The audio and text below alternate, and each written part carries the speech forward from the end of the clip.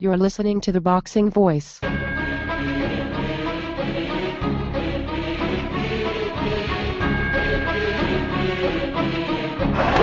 It's showtime!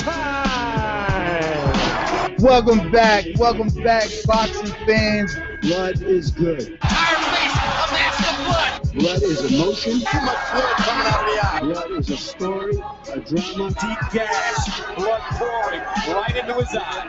Blood is what we want to see in terms of passion. Blood streaming now from the cut in the eye, nose and mouth, cheeks swollen, and he's still crawling. What we want is a bloody good fight tonight. We have Heather, the Heat Hardy. Is this you? This is me. I think I need to talk to you every night because you make me smile and blush over here. Never been a lame hoe, never been a lame hoe. Yeah, I love you strict. I'm okay. You serious? You serious? And that's the good thing about UK. That's why I can't hate on them guys, man. They love fucking boxing. No fighters in England. They all bums. Did you hear what this idiot just said? Yo, son, you're gonna get your ass beat by Molina, son. Are you fucking kidding me? He's overrated. Do some push-ups for me right now. For the interview? Yes. Let those gifted hands go. Get out of here, Bird. Go home. What next? You want the table started to please. You not even learning. You want the table started to please. BoxingVoice.com. This is why we use the word sensation. Welcome back, ladies and gentlemen, to another edition of the Boxing Voice. Today, of course, is going to be Ruslan Provodnikov versus Chris Algieri preview show. First and foremost, I have to, of course, pay the bills. I definitely want to talk about Audible. Cam, I heard you. I heard you guys, especially MV2. Oh my God, MV2, you're horrible. I hope you're on right now listening to this. He's horrible. Let me tell you guys a story about MV2. You know that this show is sponsored by Onnit.com, and Onnit was gracious enough to give us that said sponsorship, and MV2 happened to want something from Onnit and decided that the wait was too long, and instead he would go to Amazon. Thank you, MV2. Thank you. Never expected that from that man. Totally a fucking loser's move. You should support the show, even if you have to wait a fucking year for your order, whatever that may be. But for all you other kind gentlemen out there and females that listen and call, we know I botched that up a bunch of times. Please continue to go to theboxingvoice.com/affiliate sponsors and use the Onnit.com banner, as well as the Audible one, because you're keeping us on the air. And with Audible, it's just special because you have over 150 titles. You got boxing titles that you can listen to, and you just pop in your earbuds, man, and you go. It's like listening to the Walkman, listening to this podcast when you're on the treadmill, whatever the case may be. Just be sure not to OD and forget to listen to, of course, the Boxing Voice. Couple of people went and donated this week. Definitely big shout out to you guys. I'm going to pull up those names in a bit. And of course, everyone that, man, there was guys at the Cotto fight wearing the Boxing Voice shirt. Shout out to you, man. That's actually Chris and Cheeks Boy. I forgot your name. Drinks on me next time. But yeah, man, happy to see people supporting us at the fights by wearing the shirts and just letting all those other casual fans out there, know what we're about, man. Know what we're about. I definitely want to take a little bit of time. I know I'm killing you guys with all the talking, but it is what it is, man. I have to show love to you guys, basically, because you show me love. And looks like over the weekend we got about 4 new reviews on iTunes, so thank you for that. But I want to read a few.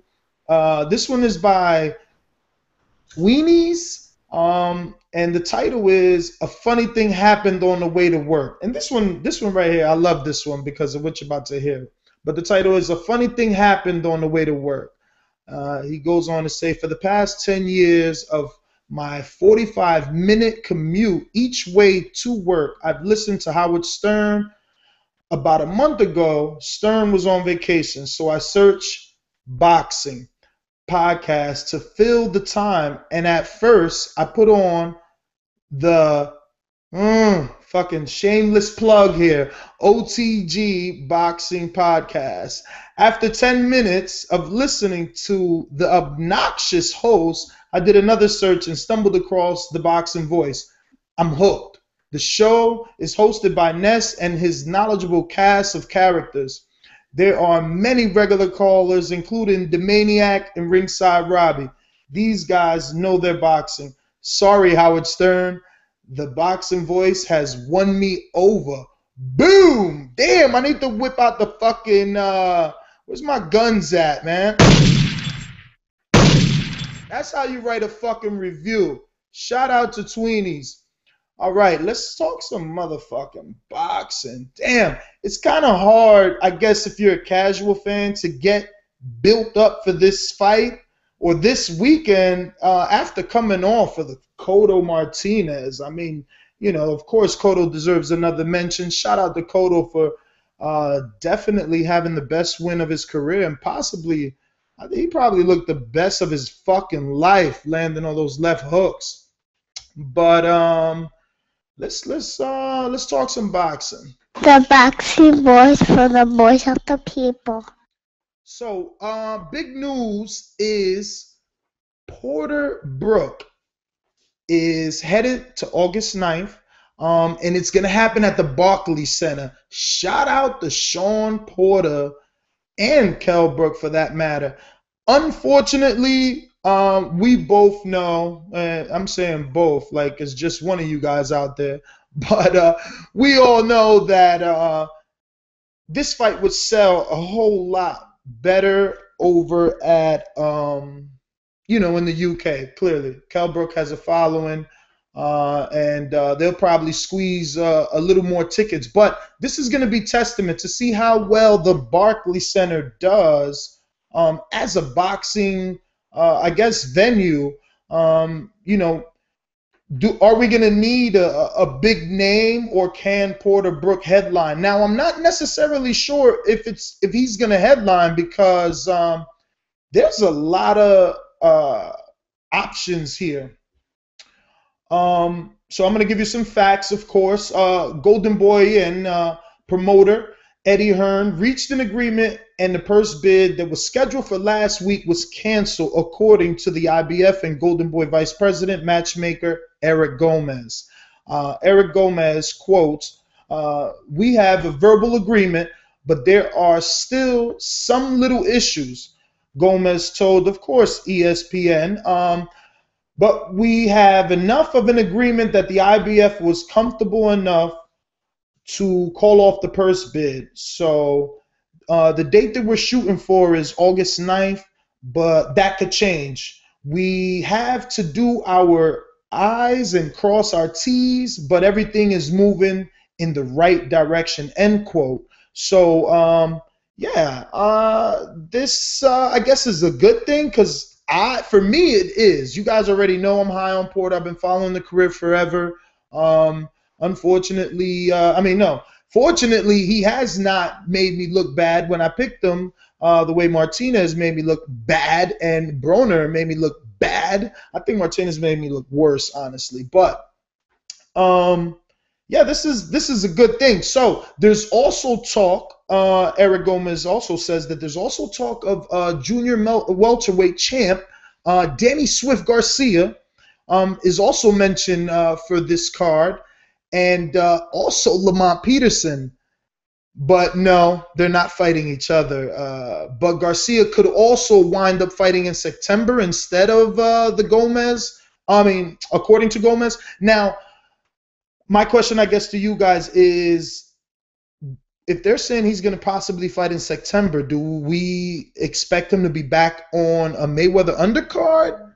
Or is it you know, them, you know, putting together another show, you know, because we don't even know if Mayweather's dealing with Golden Boy anymore. So yeah, you know, it's some interesting things definitely out there. But let's take some callers, man. 718, you're live on the Boxing Voice. Who's this? 718, you're live. Turn your radio off. All right, next time. 818, you're live on the Boxing Voice. Who's this? Hi, this is Mohammed from Moneymaking Manhattan. I'm a first-time caller. I just wanted to talk about a couple of things. The first being, man, like this dude, Freddie Roach, is really pissing me off lately. Because basically what this dude is saying is like, he's helping Manny Pacquiao to be ducking all these fighters that are out there. Like they were talking about him maybe matching him up with an Amir Khan, saying, "Oh, he holds too much," you know. And then they're talking about, you know, let's get the fight with Canelo at 150. I mean, that's never gonna happen. Cause there's no way in hell Canelo can make 150. I mean, dude look like a skeleton at 152. So in my opinion, that's just a flat out duck.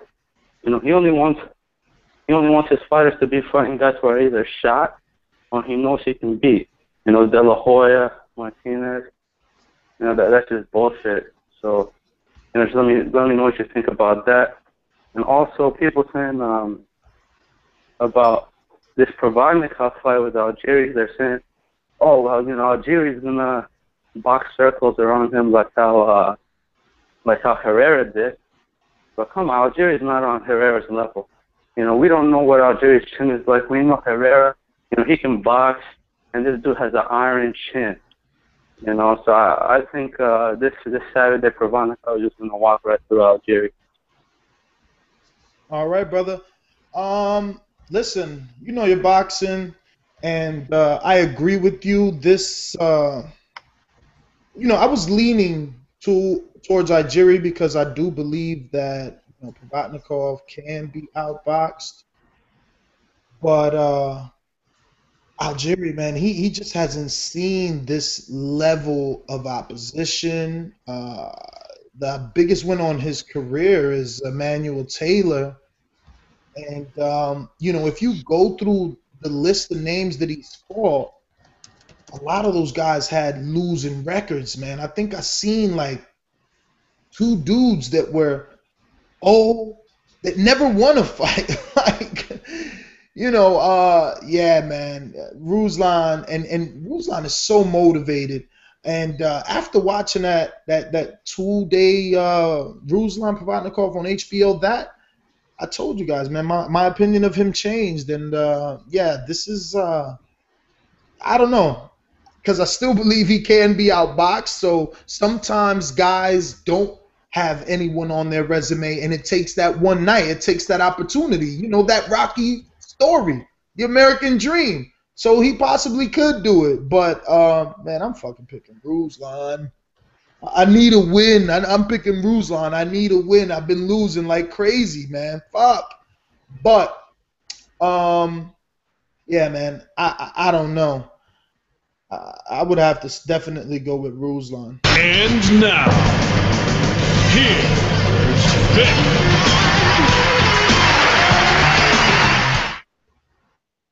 What up? You hear me? I hear you loud and clear, brother. Loud and clear, man. So tell me, what are you hearing about this Danny Garcia, Porter, Brook in the Barclays? I heard August 9th, but there's a possibility that Danny might still come back in September. I also heard Danny Jacobs will fight Jared Fletcher on that card. I heard Lamont Peterson has a chance to be on that card, but not fighting Danny Garcia, which, if any fight makes sense right now for Danny Garcia to defend his titles in a main event in Brooklyn, New York, it would have to be Lamont Peterson. I mean, who else is he going to fight?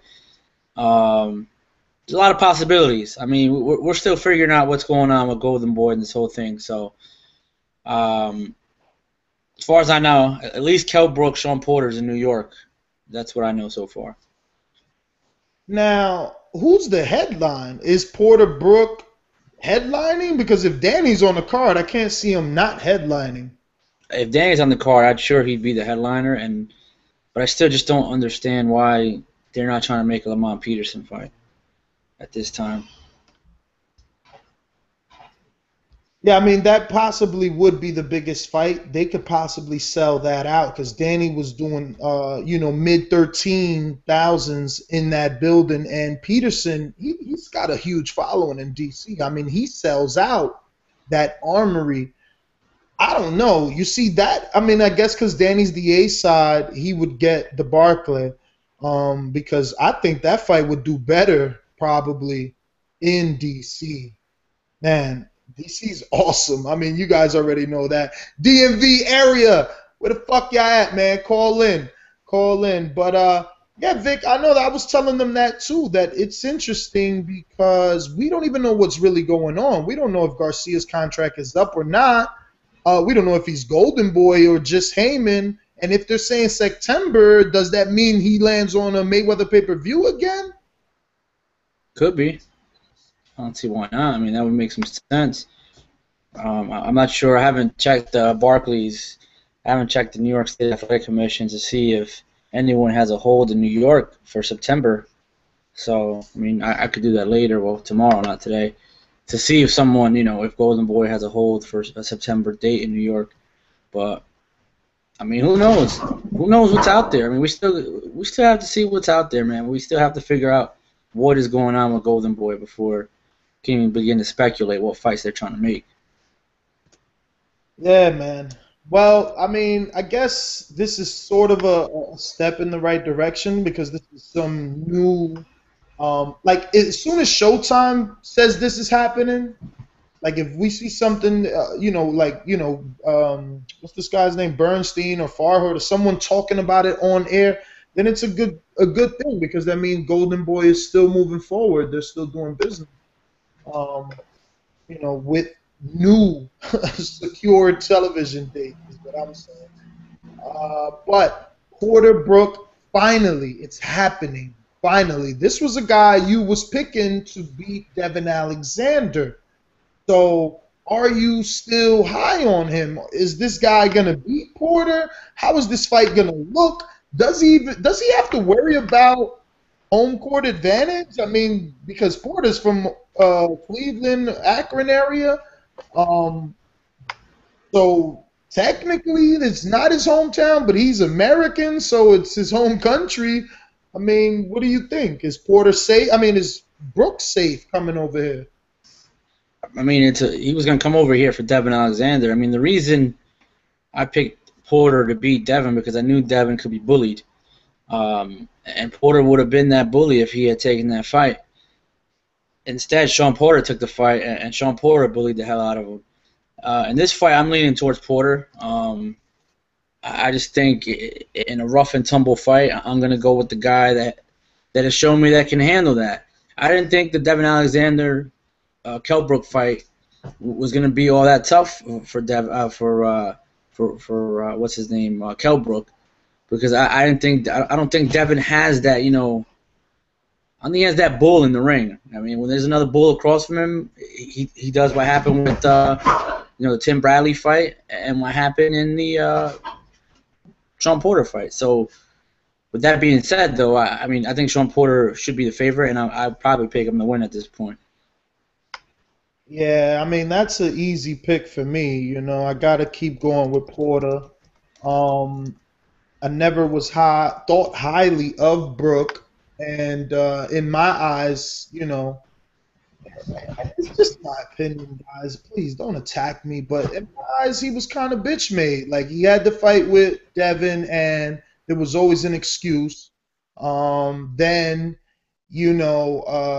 Bradley offered him a fight, and there was an excuse, and he just hasn't fought. So now, it's Porter who won the belt for stepping in, and I don't think that Brook has it to take it right now. I'm not saying he doesn't have what it takes, because he clearly has talent. I like the way that he boxes, and he punches pretty hard, but you know, when you're a prospect and you have, and I'm starting to learn now that I got Sky Sports, I'm starting to learn that it's not these fighters' fault. Like, I'm really criticizing the fighter, but in actuality, I'm criticizing the UK fans. They just get behind anything. Like, they just love the sport that much that fucking 13,000 people are watching DeGale versus Groves. Like, when they're 10-0 and 11-0, like, that's crazy. It's wonderful. I wish we had that, but at the same time, it's misleading, and it leads us to believe that these guys that you root for are so good, and then when we watch them, we fucking waste 47 minutes of our life to watch them. They're fucking regular as hell. So, you know, it takes some time. And then you guys shit one out every now and then. Like, I like Groves. I'm going to still fuck with Groves, man. Win or lose, I'm going to still be a Groves fan. I love his personality. I think he's good for television too, man. Even though he kind of seems calm, I love the mind games. I love the Rubik's Cubes. I love everything about him. Like, he's a good guy, man. I really thought he was going to win. That's another one I got fucking wrong. Damn, I'm on a losing streak. Introducing the hard-hitting ringside Robbie. Robbie. Good evening. Good evening, folks. How are you? And I want to thank the guy that wrote that awesome review. At least he pays attention to what I have to say. I mean, anytime you're mentioning a review, you must be doing something right. So thanks a lot. Now on to boxing. As far as Ruslan is going to win this weekend, but I do think that somebody that can move is going to give Ruslan some difficulty. So Ruslan is not going to get rid of Algieri easily, and it's going to be interesting to see how he handles somebody that moves around the ring.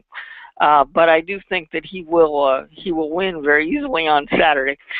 And as far as the Brook Porter fight, that's an easy night for Sean. I agree with you guys as far as Garcia should be fighting Peterson, although I still want to see Garcia and Broner fight. I think that is the best fight for Danny out there, and I hope that somehow that one is made. Peterson wouldn't be bad, but I still would love to see Broner. You know, so, and what do you guys know about Brian Rose? Is he just an opponent for Andrade, or is he going to be somebody that's going to be worth watching? Because I looked up his record today, and he only got 7 knockouts and 25 wins. So is he somebody worthwhile, or is he just an opponent? Beats the hell out of me. We'll have to wait for one of our UK callers to call in. Oh, Chemo's on the motherfucking line from Dubai. Well, I think that fight, like I said before, is going to look like Alexander and Lee Purdy. I just think the skill level is too far in between. Chemo, be sure to press 1 so I can bring you on, man, because I don't want to unmute you when you're at work or, I don't know, sleeping or something. But, Robbie, man, I love you. You know why? Because you always remind me about that Broner-Garcia. I would love that fight, man. I would love that fight more than anything, I think. Well, Ness, I think that is the best. Right now. I think that's the best fight for Danny to have right now. Yeah, I think that's awesome. Peterson would be good because Danny could collect another belt, but Broner, I think Broner is the best fight for Danny, especially if he's going to move up to 147. If he wants to give the fans a going away present at 140, take on Broner. Man, that would be so awesome, Vic. You imagine they used our videos for that build up to that fight, because they got some history, man. They've said some words through my videos, which is good. So I would love to see that fight, man. For real. Let me see. We got another 718. Let's see. 718. You're live on the Boxing Voice. Who's this? Hey, what's going on, fellas? It's Antonio. Antonio, what up? Not much, man. Real quick, before I actually get to the topic I really want to, talk about and get you guys' thoughts. I actually got Algeria this weekend outboxing Ruslan. I think he's going to move a lot, and Ruslan's going to have issues with that. So that's my prediction on that. But what I really want to talk about and get you guys' thoughts is, I've been hearing all around, the boxing, podcasts and new websites and stuff like that. Cotto should fight Gennady Golovkin next. But this is the thing, though. I mean, even though I would give a lot of credit to Cotto, if he does fight Golovkin, but would you give credit to Gennady Golovkin if he fights Cotto? You know, knowing the fact that Cotto is really not a real 164 or 60-pounder. Nah. And, fuck that shit. Fuck that trying to be all protective of your boy. If Cotto fights him... Look, you guys keep saying that TJG fighting small guys. You're right. Small guy. You're right. So if he does beat Cotto, though, you guys, I mean, why would you give credit to GGG then? You know what I mean? Because it still would be the best fighter that he's faced. It still would be that. Because this man, it all depends on what you think of the lineal middleweight title of the world. If you think that matters, which I do, then I'm going to give him credit for it. If you don't think that matters and you want to say Cotto's a smaller guy, then that's your prerogative. I mean, let's say they do fight and GGG stops him. I mean, you know what people are going to say after the fight, right? Oh, he was too small. Yeah, Cotto doesn't belong at 160 and so on. Well, vacate that you know what I mean? Vacate that title, because if Sergio would have won, you would have wanted Sergio to face fucking Golovkin. You would have said, that's it. He made his big money fight. Now he got to face Triple G. Triple G been calling him out. Why he don't want to fight Triple G? Don't be a fucking hypocrite. Don't be a hypocrite. All right. Anyways, we'll see what happens with Miguel Cotto, in the future. But real quick, what do you guys? There's a rumor going out there that what's his face name? Oh fuck, man. Oh, Tomas Delorme might fight Danny Garcia next. Is that like a thing going on, or? I don't know if it's a rumor. That's funny as hell, because earlier this morning I posted that on our Twitter yeah, that's where I actually read that. I read that shit from you. I forgot. Yeah, I'm like, what? Saying, Thomas Delorme would beat Danny Garcia. Hey, what? That's your opinion, but Delorme. The problem with this fight is that Delorme's kind of a HBO fighter at this point. They've already invested him twice, and he lost the first one. So they're really interested in this kid because he lost the first one, and then they brought him back. Remember, he was supposed to beat Abregu. He was the number one. Yeah, okay. He was the number 1 WBC or number 2 WBC when he fought Abregu. I don't know how. I'm just letting you know. So now he's like the number 3 and the number 2 in the WBA. So if Danny is going to take one last fight at 140, either he's going to pay somebody some money. I'm not saying it's Delorme, but who the fuck is the number 1? I don't even know. Oh, okay, I see. Yeah. You know what I'm saying? So, all right, well. I don't know. Yeah, well, that's about it. Like I said, I got but I don't want you to go yet. I don't want you to go yet because I want to ask you a little bit more on this Algieri thing, because remember, that's the way that I was leaning at first, but I'm taking such an ass whooping on wins and losses on picks that I said, fuck it, I decided to go with the safe bet. So I'm interested to hear, other than, oh, he's going to give a movement, why do you think Algieri will win? Well, this is the thing. I saw his last fight on ESPN. I forgot the guy he fought. But, I like his style. Taylor. He's a mover. He's a boxer. And I just feel like Ruslan is going to have issues. I mean, if Algieri could stay on his feet for 12 rounds, I think he could win a decision. Now, this is and I'm also going with him because I like the guy. He's a smart guy, man. He talks right. He has that star quality. If he wins, man, he's gonna get noticed this weekend. All right, but look, I'll play devil's advocate here because Grove had never gone rounds. He never went 12, and this kid has never went 12 either. He's only got 3 10-rounders, and I just don't know if he's gonna be able. Like, he's never seen this type of bully before, because that's what Ruslan is. He's a fucking bully. So yeah, he can box. But can he box for 12 rounds versus a dude that isn't going to stop? He's not going to stop. He's not going to stop. This dude doesn't stop. Yeah, we'll see. I mean, he looks like he's in great shape, too, Algieri. I've been seeing a few of his videos and, videos here and there, but he looks in great shape. Yo, this kid... So I think he'll be ready by Saturday. Yeah, but this kid went 10 rounds with Mike Arnudis. Like... Yeah, I know, but like I said, I'm just gonna, hopefully, we'll see a Shaka this weekend. That would be awesome. I just like boxing. I like boxing a lot, so you can easily outbox Ruslan, and if you do it right, you'll beat him easy. Damn, Antonio, I didn't even know we were so much alike. I love boxers too. I want to pick Algieri, but I just don't. I don't think that he's. Man, he ain't been with that type of animal, man. And let me just say this too: if Algieri wins somehow, I think Ruslan's stock is gonna go down. To be honest with you, man. All this hype, and all this HBO hype on Ruslan. If you lose this, man, his stock is going down. It'll go down, but it won't go down in the eyes of HBO. They'll bring him back. That shit would be an immediate rematch. You kidding me? I'm just happy for Joe DeGuardia. This is his first big one in how many years, Vic? Holy shit. Shout out to Joe DeGuardia, man, the little promoter. Joshua Clottey, I guess, since Pacquiao Clottey. I had read a press release. I thought you'd seen it too. Actually, no, it wasn't a press release. It's an article on our site, and it has the time frame. But yeah, man, it's a big one for him in a.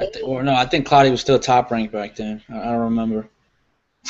Yeah, no, Joshua Clottey just signed with him for this Mundine fight. Yeah, for the Mundine fight. I don't remember when was the last. I mean, well, he had Delvin against Cotto, I guess.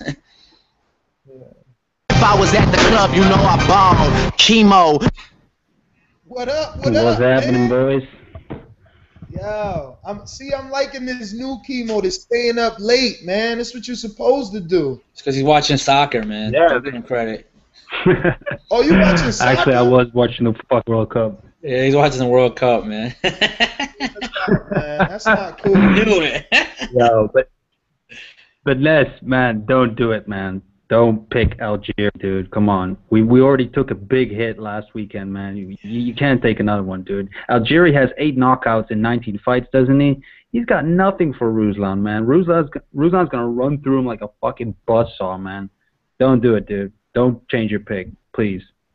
Man, dude, I'm actually changing my pick. I was going with Algieri a long time ago, like when this shit was announced, but after getting all these ass whoopings back to back, I gotta somehow scrape my record, man. They're killing me now. Hey man, I'm a little late as well, and I gotta have some leftovers of that crow, man, because holy shit, what Cotto did last weekend.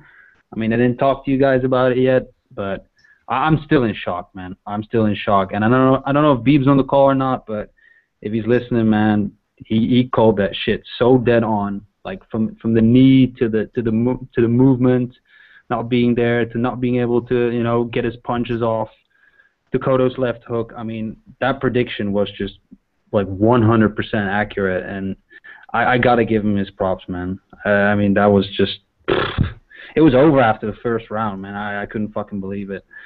And regarding the middleweight division, man, what you guys were talking about before, if you fucking are the lineal middleweight champion of the world, you gotta face whoever's in that division. I mean, I might be a bit biased because I'm still fucking angry at Cotto, but whatever. You gotta fight the best, man. If you hold the relevant titles at that division, I don't care if it's Golovkin, I don't care if it's Quillen, I don't care who the fuck it is. If you stay in that division, you should fight the best, period, or vacate and move the fuck down. We all know he's not gonna fight. If Martinez didn't fight Golovkin, neither is fucking Cotto, man. I think he's gonna fight Canelo, man. Yeah, well, he's got to get past Lara. You're picking Lara for that one, right? I am picking Lara. I'm not gonna bitch up on that. I'm just not gonna bet again because this is gonna be, because I fucking lost some money, bro. I'm not happy.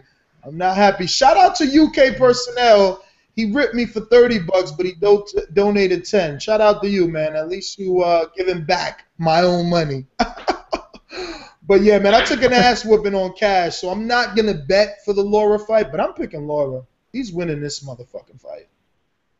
Yeah, dude, don't put money on him, man. That shit might be a robbery. I'm actually going with Canelo on this because That wouldn't matter to me. I would be upset for Lara, but I would still feel vindicated. If he won, if it's blatant that he won, I wouldn't give a fuck what the judges say. In my heart, I know he won, and that's good enough for me. Fuck them judges. Hey, man, I'm not going to go against Jose with this one. I know he's picking his boy, so he destroyed me so many times already in the past month, so I'm going with Canelo as well, man. Listen, I think Lara can be hurt.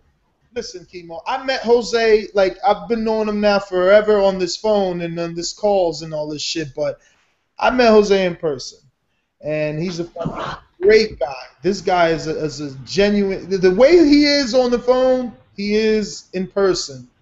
But Jose has been picking the favorites here. Jose hasn't been calling no motherfucking upsets. Let's be real. You know, all this voice of reason and everybody Jose did. He's picking the fucking favorites. Now, Cotto, that's not a favorite. He gets 100% credit for that. But other than that, man, I'm going to bring his ass on so he can tell me what favorites he didn't pick. Hey, Nash, what's up, man? You know what, though? But that's just a smart bet, man. You got to just pick whatever makes sense. I mean, there's a bunch of them that I picked that were kind of 50-50s, man. I mean, when Canelo fought Trout, that was a Trout fight, right? Trout was the favorite, I think, right? Never. I can't remember the odds. Never. Canelo was the favorite in that fight. Knock it off.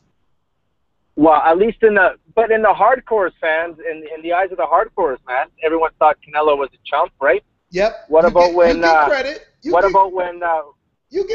give you partial credit. Listen, Jose, just to speed this resume down, we'll give you partial credit for Canelo because amongst the hardcores, you're right. It was down the middle. We had a lot of Canelo pickers and a lot of Trout pickers. So, all right, you get credit for that in Cotto. What else? Bradley, Pacquiao? Man, no. Favorite was Pacquiao. You know it. Favorite was Pacquiao. But favorite on odds. But again, hardcores, man, everyone was saying Bradley was going to beat him, right? Not everyone. Me, Beeb, and Rob. It seemed like there was lots. Anyway, man, I mean, I can't disagree that I pick the favorites a lot of the times. It's because it's just a logical choice, right? So who you going with this week? As hardcore fans, this week, that's the no contest. It's Ruslan, right? Of course it's Ruslan. I mean, some of these fights are meant to be... Sorry? I said, of course it's Ruslan. He's the favorite. Well, it's not that he's the favorite. He's the logical choice, man. It's because if you have two pairs of eyes, you're going to know that Ruslan's going to win, right? So, I mean, whatever, man. You say tomato, I say tomato. He's the favorite.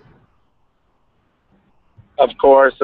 Hey, man, I know you're just a little bitter because you lost a bunch of dough, man. I am. It's all good, man. I've been there, done that, but, you know? But meeting you and your wife, man, his son is awesome. His son had a fucking Boxing Voice shirt, too. Shout out to his son. Man, you guys are awesome, Jose, man. I hope that we get to meet up again.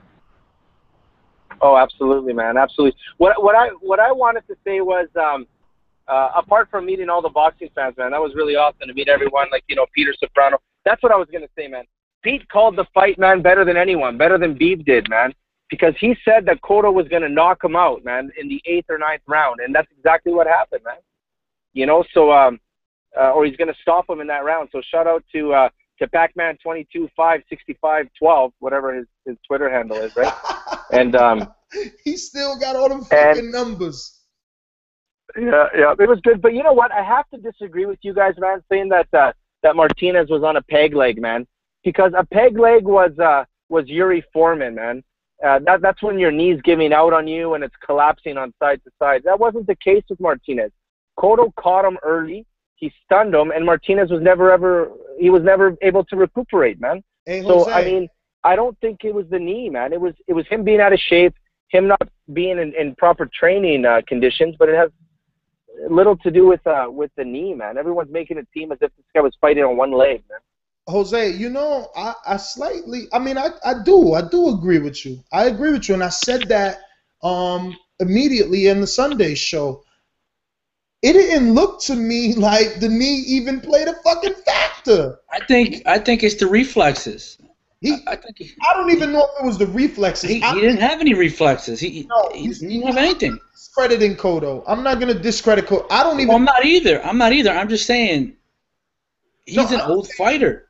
I'm saying I don't even think it was the reflexes. I think it was just Cotto was better. He timed them. He kept coming over that jab. Like, he kept resetting with his feet and making Martinez think. Like, he would jump in and out, but cautiously and paced. Man, he looked the best he ever fucking looked. I agree with you, Jose. You know, I'm not gonna deny that that maybe Sergio's legs weren't there, and that's why he couldn't be explosive. But like you said, he got affected in that first round, and he just never recovered. Until this day, Pablo Sacramento still just put out a statement that Sergio's fine. That, you know, I honestly think that the knee was more of a factor in training camp, because I think they didn't want to ruin this payday so much that they didn't want Martinez running in training camp like he should have and sparring like he should have. And that's why, honestly, to me, that's why I thought he was flat. That's why I thought his reflexes weren't all there, because I just don't think training camp was training camp.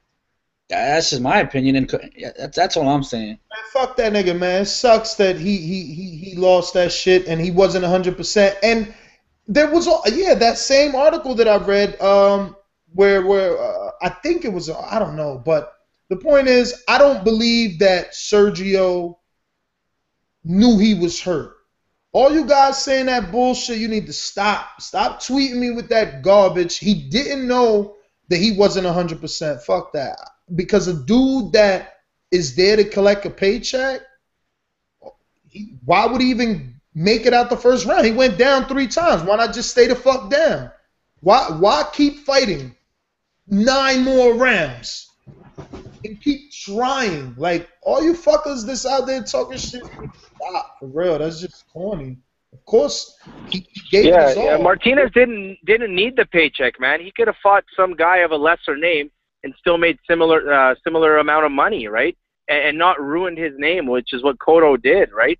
So, I mean, I don't think Sergio Martinez is hurting that much for money that he was going to, you know, just take one last fall and cash out a $2 million or $3 million check, man. I mean, I just don't believe that, right? I mean, he's a champion. He's a warrior. He proved to be like a pound-for-pound boxer the last, 3-4 years here. And I mean, now everyone's discrediting everything he's done and saying he was a bum. And it just seems that's the case, man. No one can ever have a moment of glory in boxing, man. It just seems like everyone's got to hate when somebody does something remarkable.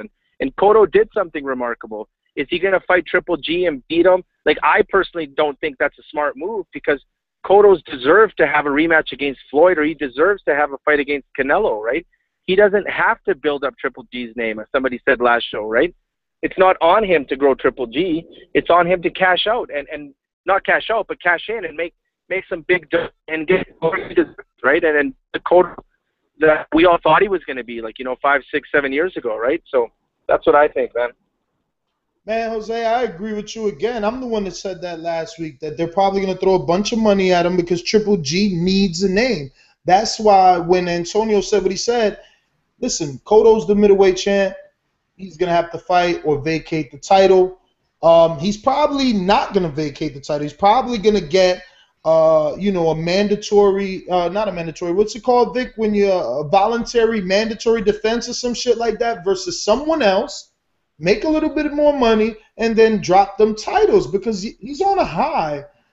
And if he fights Triple G, this dude would be my new favorite fucking fighter, because that would be some fucking balls of steel.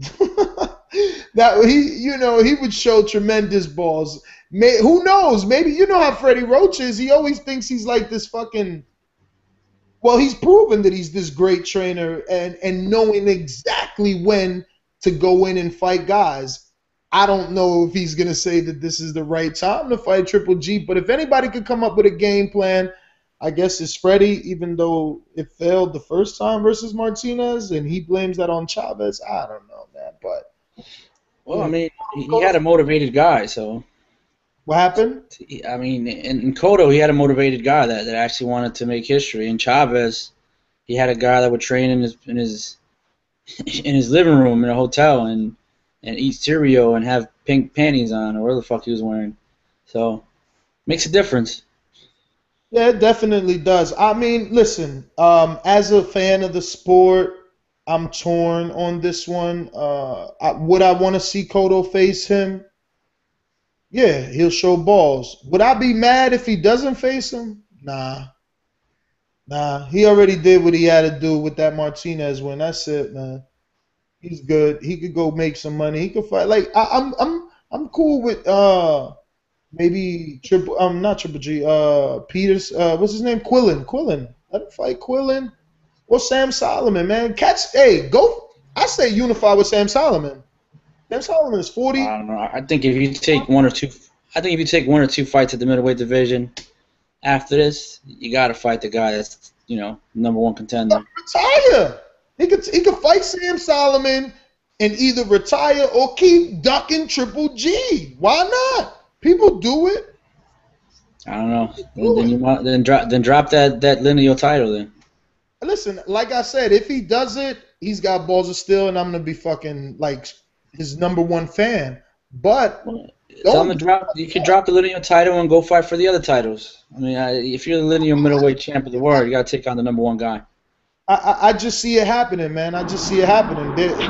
Why not make Sam Solomon come all the way over here and then fill out the Madison Square Garden again? Puerto Ricans ain't gonna care as long. Oh, he's fighting for another title? Damn, hell yeah! Viva Puerto Rico! Come on, man. They ain't gonna give a fuck. What makes you guys think that he would like one punch Paul Williams out or be able to punch Pavlik out, man? Like, why all this credit to like Triple G, man? I'd like to see Cotto fight Triple G. I think he could give him a run for it, man. I mean, I wouldn't be shocked if Cotto beat him, man. I'd be a little shocked, but the king of the world, I'd be a little shocked. I think Cotto can box and move, if he does that, I mean, for a few, maybe 5 or 6, 7 rounds, I just think the power's too real, man. Hey, Jose, listen. Remember that I was like the biggest Triple G, not hater, but like, show me something. And I already told you once. I'll repeat it. After watching him do what he did to Curtis Stevens, Stevens doesn't have to be great. He's nowhere near the Cotto. Say whatever you want about Stevens. Stevens has a chin, though. And he took Golovkin punches for as long as he could. And you know what else about Stevens? He can punch. He can punch. And Triple G took those shots like they were nothing. So, yeah, but remember when Cotto... There's one name, though, man. Wait a minute, Jose. Remember Lucas Matisse taught us all to not fall in love with power, man. Right? Yes. So that's what I'm saying, man. I've been burnt once, man. I'm just not gonna jump on that train until I see him beat someone good. No, you can't compare Lucas Matisse to Gennady Golovkin simply because Golovkin's a better boxer. He's not just some dumb brawler. He's a better boxer. He knows how to cut the ring off. He uses his jab, and that jab, look at what he did to Rosado with a jab. What are you talking about, bro? This is not Matisse just winging punches. Lesser opponents, though, man. At least Matisse had a Peterson on his resume. Like, Triple G doesn't have that on his resume, man. He may not, but he's gone rounds with listen, Rosado's durable. He may not be a winner, but he's going to take you rounds. He's durable. So what do you consider Gale, Jose? You consider him a Australian bum or whatever? Champion. He's a two-time world champion. I think this fight's gonna be a little better than most think. I know Triple G. What do you mean to nobody? I think he'll run right through him, man. I don't think there's anybody good in the middleweight division right now, man. Hey, Jose, do me a favor. I'd have to see Triple G beat Sergio Martinez, or I'd have to see Triple G beat Cotto before I say yeah, man. Or even Quillen, Like I'd have to see him beat somebody like that before. So you telling me Quillen has a better resume than Gale? No, I want Jose to just name 3 people that Daniel Gale fought. Man, I don't even know who he's fought. Exactly.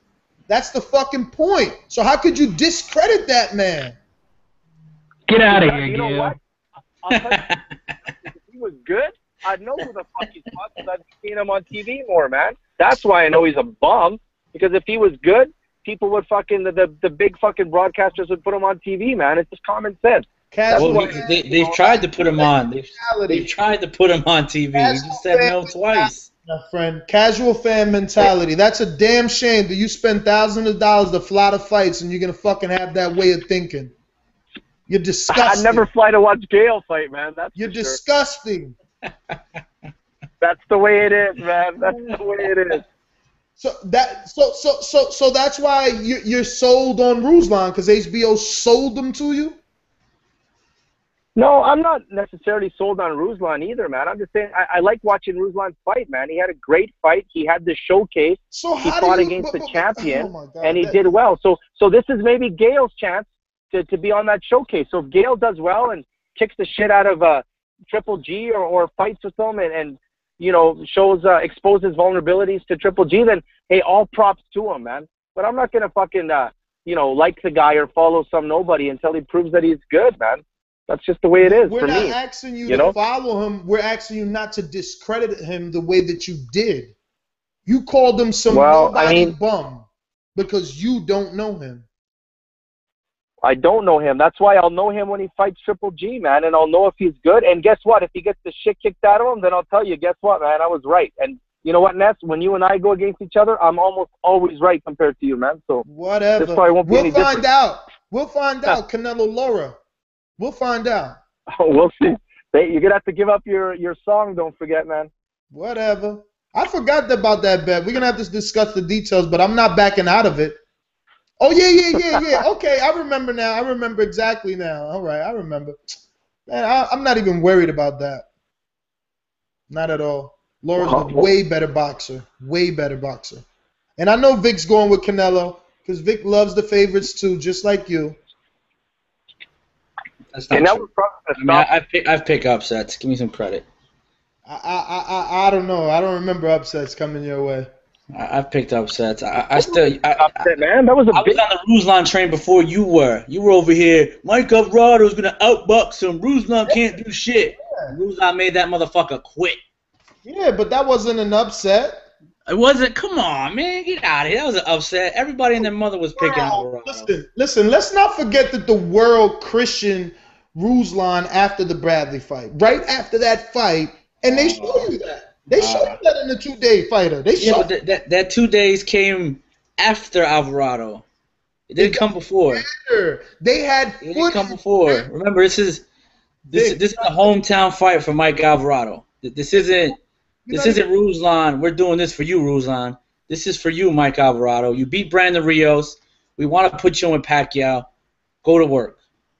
Vic, I don't know what you're talking about. If you're talking network-wise, I'm not talking network-wise. I'm saying after the Ruslan-Bradley fight, the world christened Ruslan. Boxing fans christened Ruslan. I don't agree. I don't think all of them did. I don't think a lot of people picked Ruslan in that fight. I'm not saying they picked Ruslan in the Bradley fight because of the outcome. Because why are you fucking dancing circles around the truth? They showed you on HBO footage. He expressed it himself. He said he read articles. Like, why are you lying? I'm not lying. I'm going off our show. Let's go to the archives and let's go to the Mike Alvarado Ruslan Provodnikov preview show. I want to see how many people picked Ruslan then. Nobody, dude. Nobody. No, not you saying. You're revisionist history, dude. Come on, man. Let's be real. Yo, you know what I'm gonna do? I'm gonna listen to that fucking episode tomorrow at work because. Please do. I don't think that a lot of people were riding with Alvarado. I don't believe that. Please do. Who picked on this panel? Matter of fact, you and James. Nah. Ruslan, because y'all gave that dude the bet. Remember? What dude? That crazy dude that owes Jose money. No, that's Juan Manuel Marquez, dude. Oh, I thought he said Alvarado. We'll find out. I wish Beeb was on. He remembers all that shit. Jose, I'm gonna place you on hold and take some other callers. Chemo, what's up, man? You all acting like a girl and shit. What the fuck are you talking about, man? I'm just chilling out. Listen to y'all. Hey, by the way, funny news item. The Prince of Dubai is actually leaving to the United States in 3 weeks, claiming he's going to make Mayweather Pacquiao. Can you fucking believe that shit? But apparently he's going to put up a shitload of money. So Yeah, I don't see it happening though. But one can So hope. was Nelson Mandela. Remember?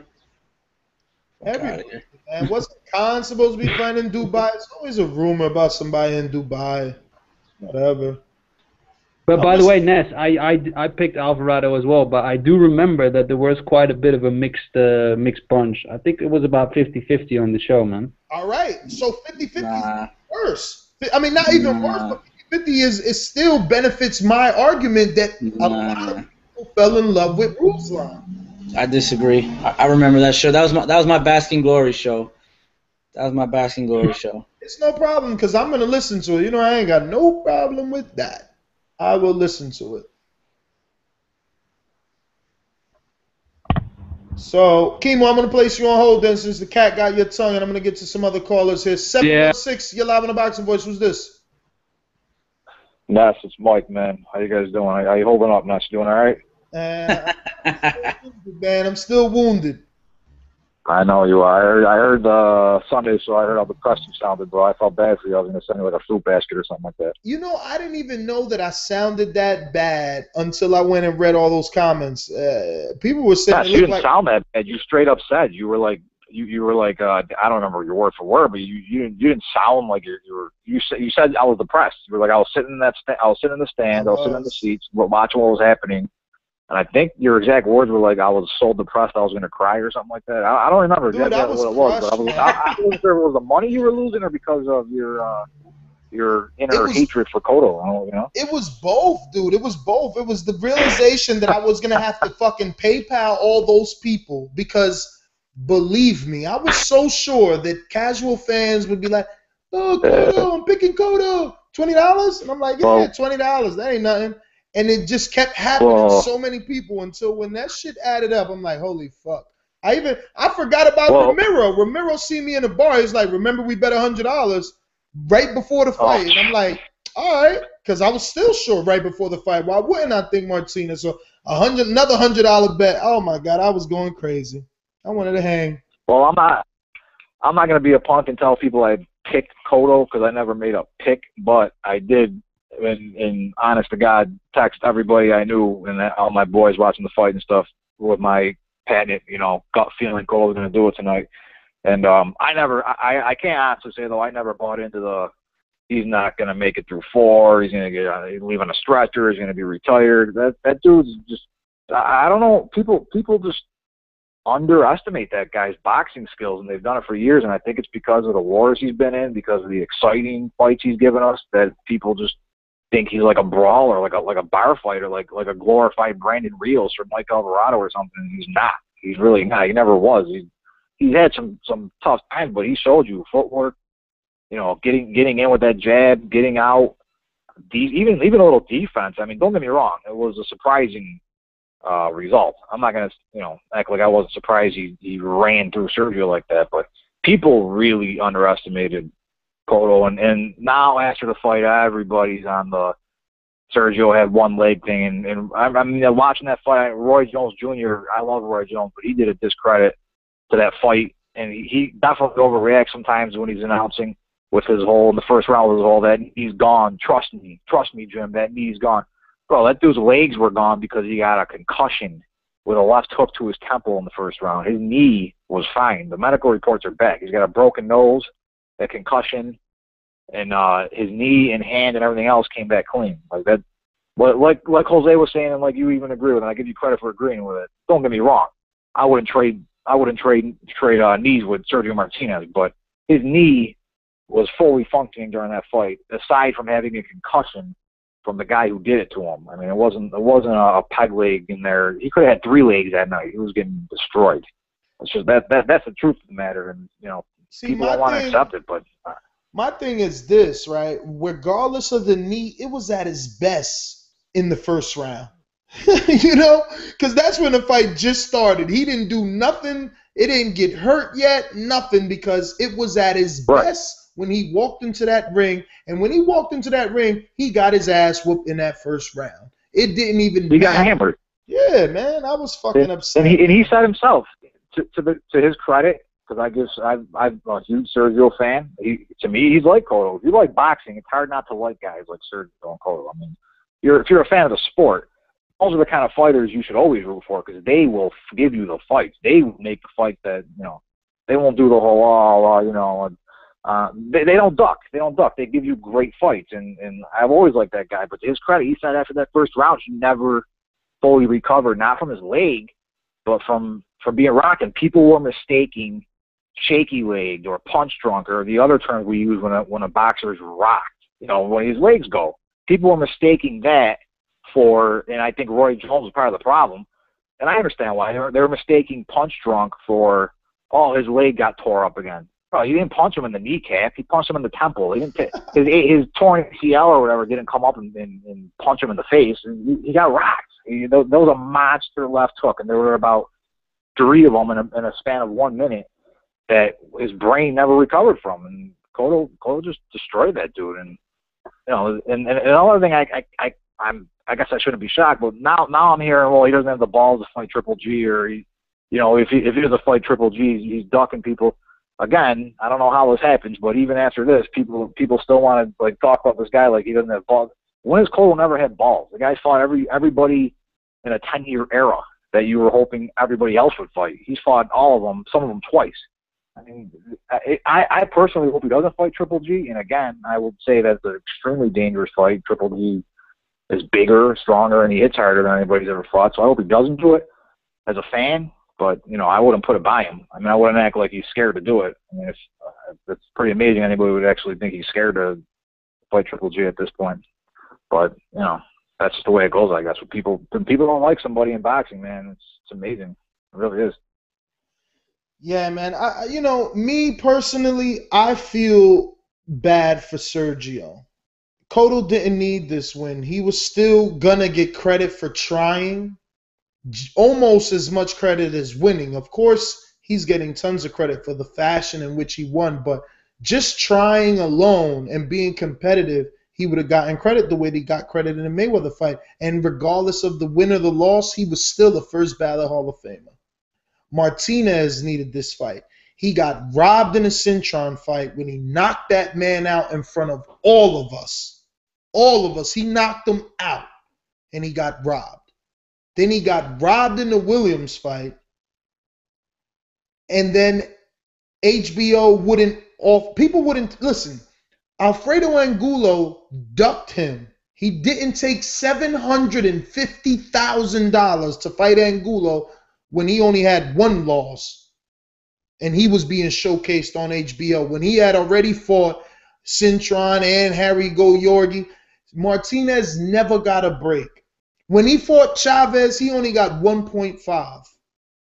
Martinez never got a break.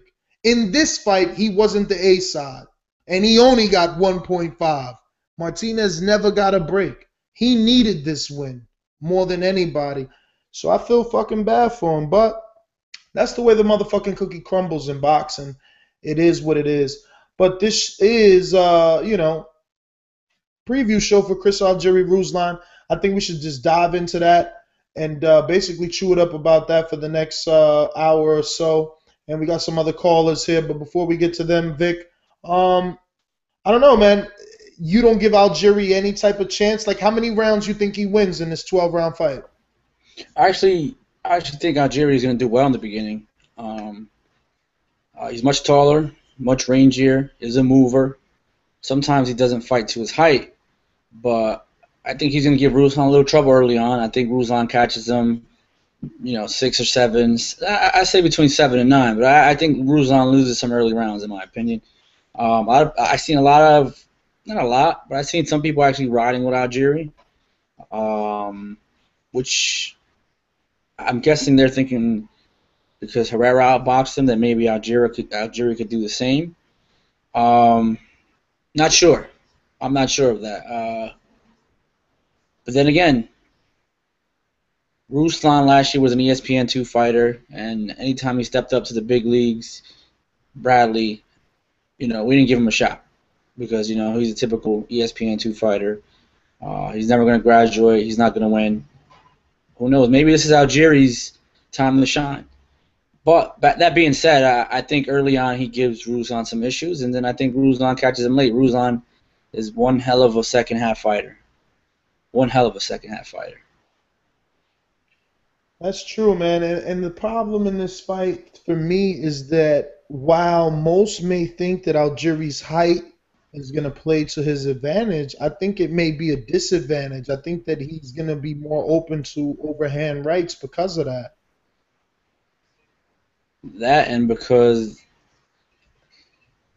I don't know in that Algieri fight, I guess the one thing they work on when cutting the ring off was a little pivot to the right and shooting. I believe it was a left hook to the or a right hook to the body. And I think that's going to be the same thing here. And this time, Freddie's in his corner. I mean, not saying that's going to make much of a difference. You said Algieri fight. What fight do you mean? I mean, not the Algieri fight, the Alvarado fight. I'm sorry. That was a little wrinkle Freddie brought to the game. I believe I don't remember where Freddie was during that fight when we were in Denver. Where the hell was Freddie during that fight? Was he in Macau? Yeah, he's probably in Macau. But Freddie's in his corner this time around. I mean, like I said, I'm not sure what difference that makes. I'm sure a lot of things were worked on in camp. I don't know. I think body shots have slowed down Algieri. And the fact that he hasn't gone 12, man, like and then with this type of animal, because, you know, I can see the people out there that say, well, Mike Alvarado's his biggest win, and Mike Alvarado went to life and death with British Prescott and, you know, with Herrera, and he's always been in wars. He was bound to slug. But his relentlessness, man. You know, I don't even understand. I don't remember Herrera looking bad. I mean, does he? Well, you know, Bradley said he hits hard. I just don't get it. How did Herrera stand up to those punches? I don't know, dude, but you seen their faces after the fight? They were both fucked up. I remember Herrera having a really bad eye. They were both fucked up, dude. Let's take some callers here. 212. What up? Yo, what up, Ness? This is Danny from Harlem. What up, Danny? Yo, there's a lot of callers calling about the Ruslan and Algieri fight, and they're saying that basically that Algieri will outbox him. But do you guys know anything about, like, what would the ring size be of the ring? Because that's also an important thing. You know, I don't know the size, but it's at the Barclay, man. I don't think they're going to make a tight ring. I mean, I know that doesn't even matter, but I don't know the size is all I can say, Danny. Yeah, I mean, if Ruslan is champion, doesn't he call the shots for that? Yeah, I mean, he could definitely have it negotiated, absolutely. Well, the thing is, the promoters involved, what is it, Banner and Star Boxing, they actually have a very good relationship. They actually co-promote some fighters together. So I'm not sure it would be, you know, that big of an advantage. I'm just saying that I don't think that'll play a factor. I think it should be a standard size ring, I would assume. Yeah, I don't think Chris Algieri's going to get the short end of the stick in this. I mean, you got to remember HBO and ESPN have been building this kid up, so people are invested in him. You know, he's not that much of an underdog based on talent, but again, that resume, not looking too good. Yeah, and last week after the Sergio and Cotto fight, I asked you what's next for Sergio, and you said that he should take a fight in Argentina. But what would be an ideal opponent for him, though? It wouldn't even matter. I just don't want him to go off on a loss, on a beatdown. Give him a gimme, man. He needs a gimme. He needs a gimme to go out on his shield. The way Eric Morales had took that freebie in Mexico and we was all okay. Then this motherfucker came back.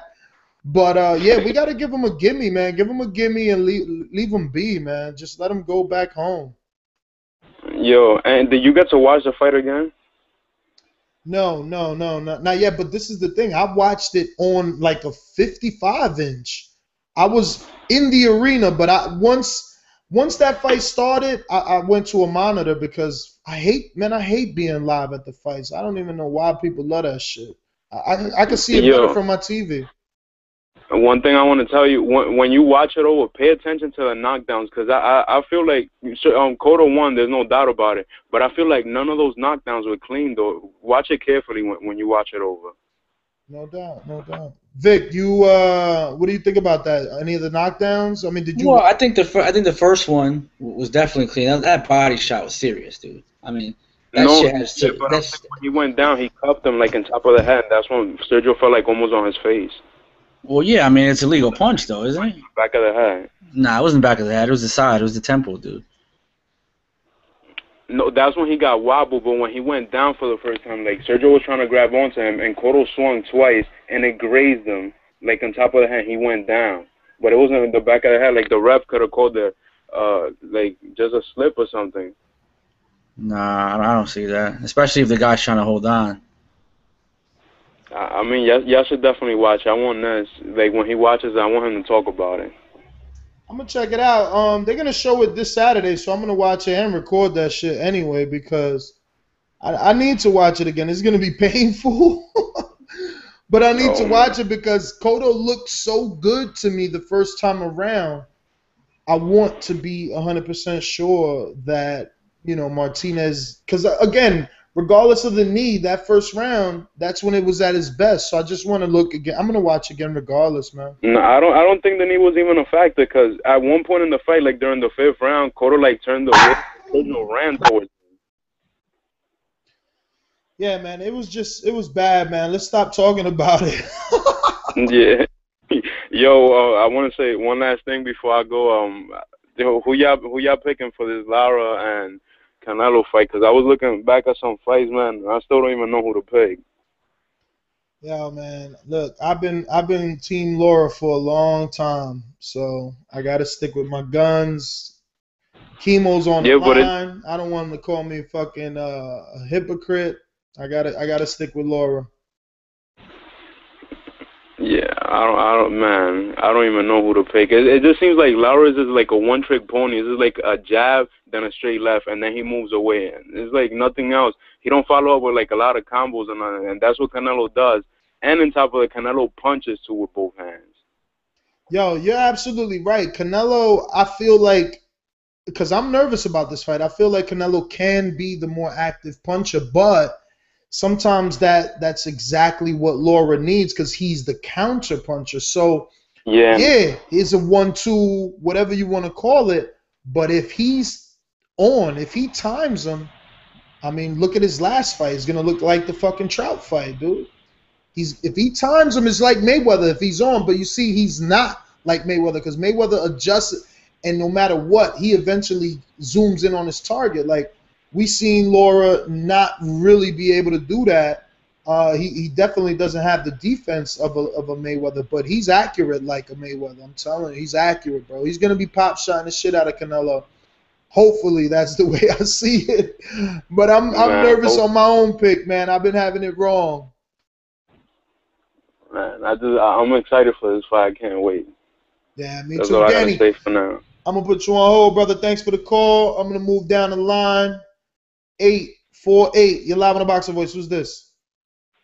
Yo, what up? What up? This is Nate, Mr. CBAK, the Motivate. You already know what time it is. What up? What up? I was listening to this. I watch this shit all the time. So I think Ruslan gonna win. So you know what I mean. Everybody don't know what they talking about. The Russian gonna win. That's all you got? I mean, Lara's gonna get beat. Canelo. This is my first time being on here. I just watch y'all and everything, so I'll just be, you know what I mean? I don't know, kind of nervous, but first time being on this shit. Feel me? Yo, so you picking Ruslan, but why? Like, you seen all his fights? Yeah, I guess his aggression. You feel me? Yeah. That aggressive, so. That's what I'm saying. It's fucking, dude's relentless, man. He doesn't stop. Yeah, he too aggressive. Mm-hmm. The other dude is like kind of corny, like to me. I mean, I was watching an interview and shit like that, and the dude was like, it was like, I guess Ruslan was like, oh yeah, that other fight that I fought. I guess he was fighting the dude who beat the dude who beat Danny Garcia, but Danny Garcia really won. You know what I'm saying? Herrera. Yeah, Herrera. So Yeah, he was saying that was like a fluke, but he's not going to do the same thing he did already. You feel me? Yeah, well, I don't know, man. Herrera's just a tough motherfucker. I said it before the Danny fight. He's just a tough dude. I mean, look, me and Vic was just asking ourselves, how the fuck did he take them Ruslan shots? Well, yeah, ask Timothy Bradley. Exactly. And Bradley had a concussion, and Bradley went down. That's the thing. Herrera ain't even go down. Mike Alvarado had to take a knee, and Herrera didn't go down. Herrera got a fucking hard-ass head. That's what he got. Yeah, true. I just can't wait to that fight, Ruslan, tomorrow. So I can't wait for that shit. Well, Saturday. That one and yeah, Saturday, whatever. So I think Canelo's gonna win against Trout.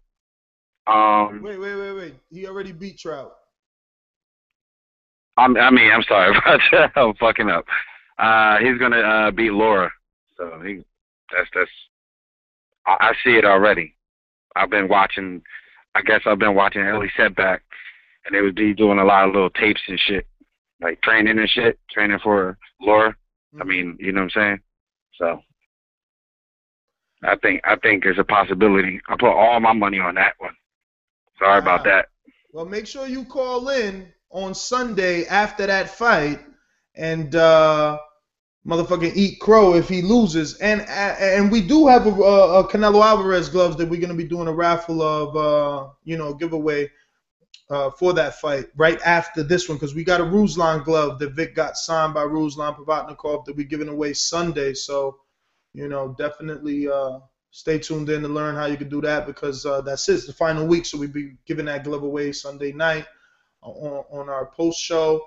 And man, thanks for calling in, first time caller. We glad we popped that virginity. And listen, head on over to iTunes and rate us 5 stars on iTunes, brother, because we definitely need you to help us out there. We definitely grow with those reviews on iTunes. We get bigger exposure. So head on over to iTunes, just search The Boxing Voice. It's absolutely free to do that. So do that.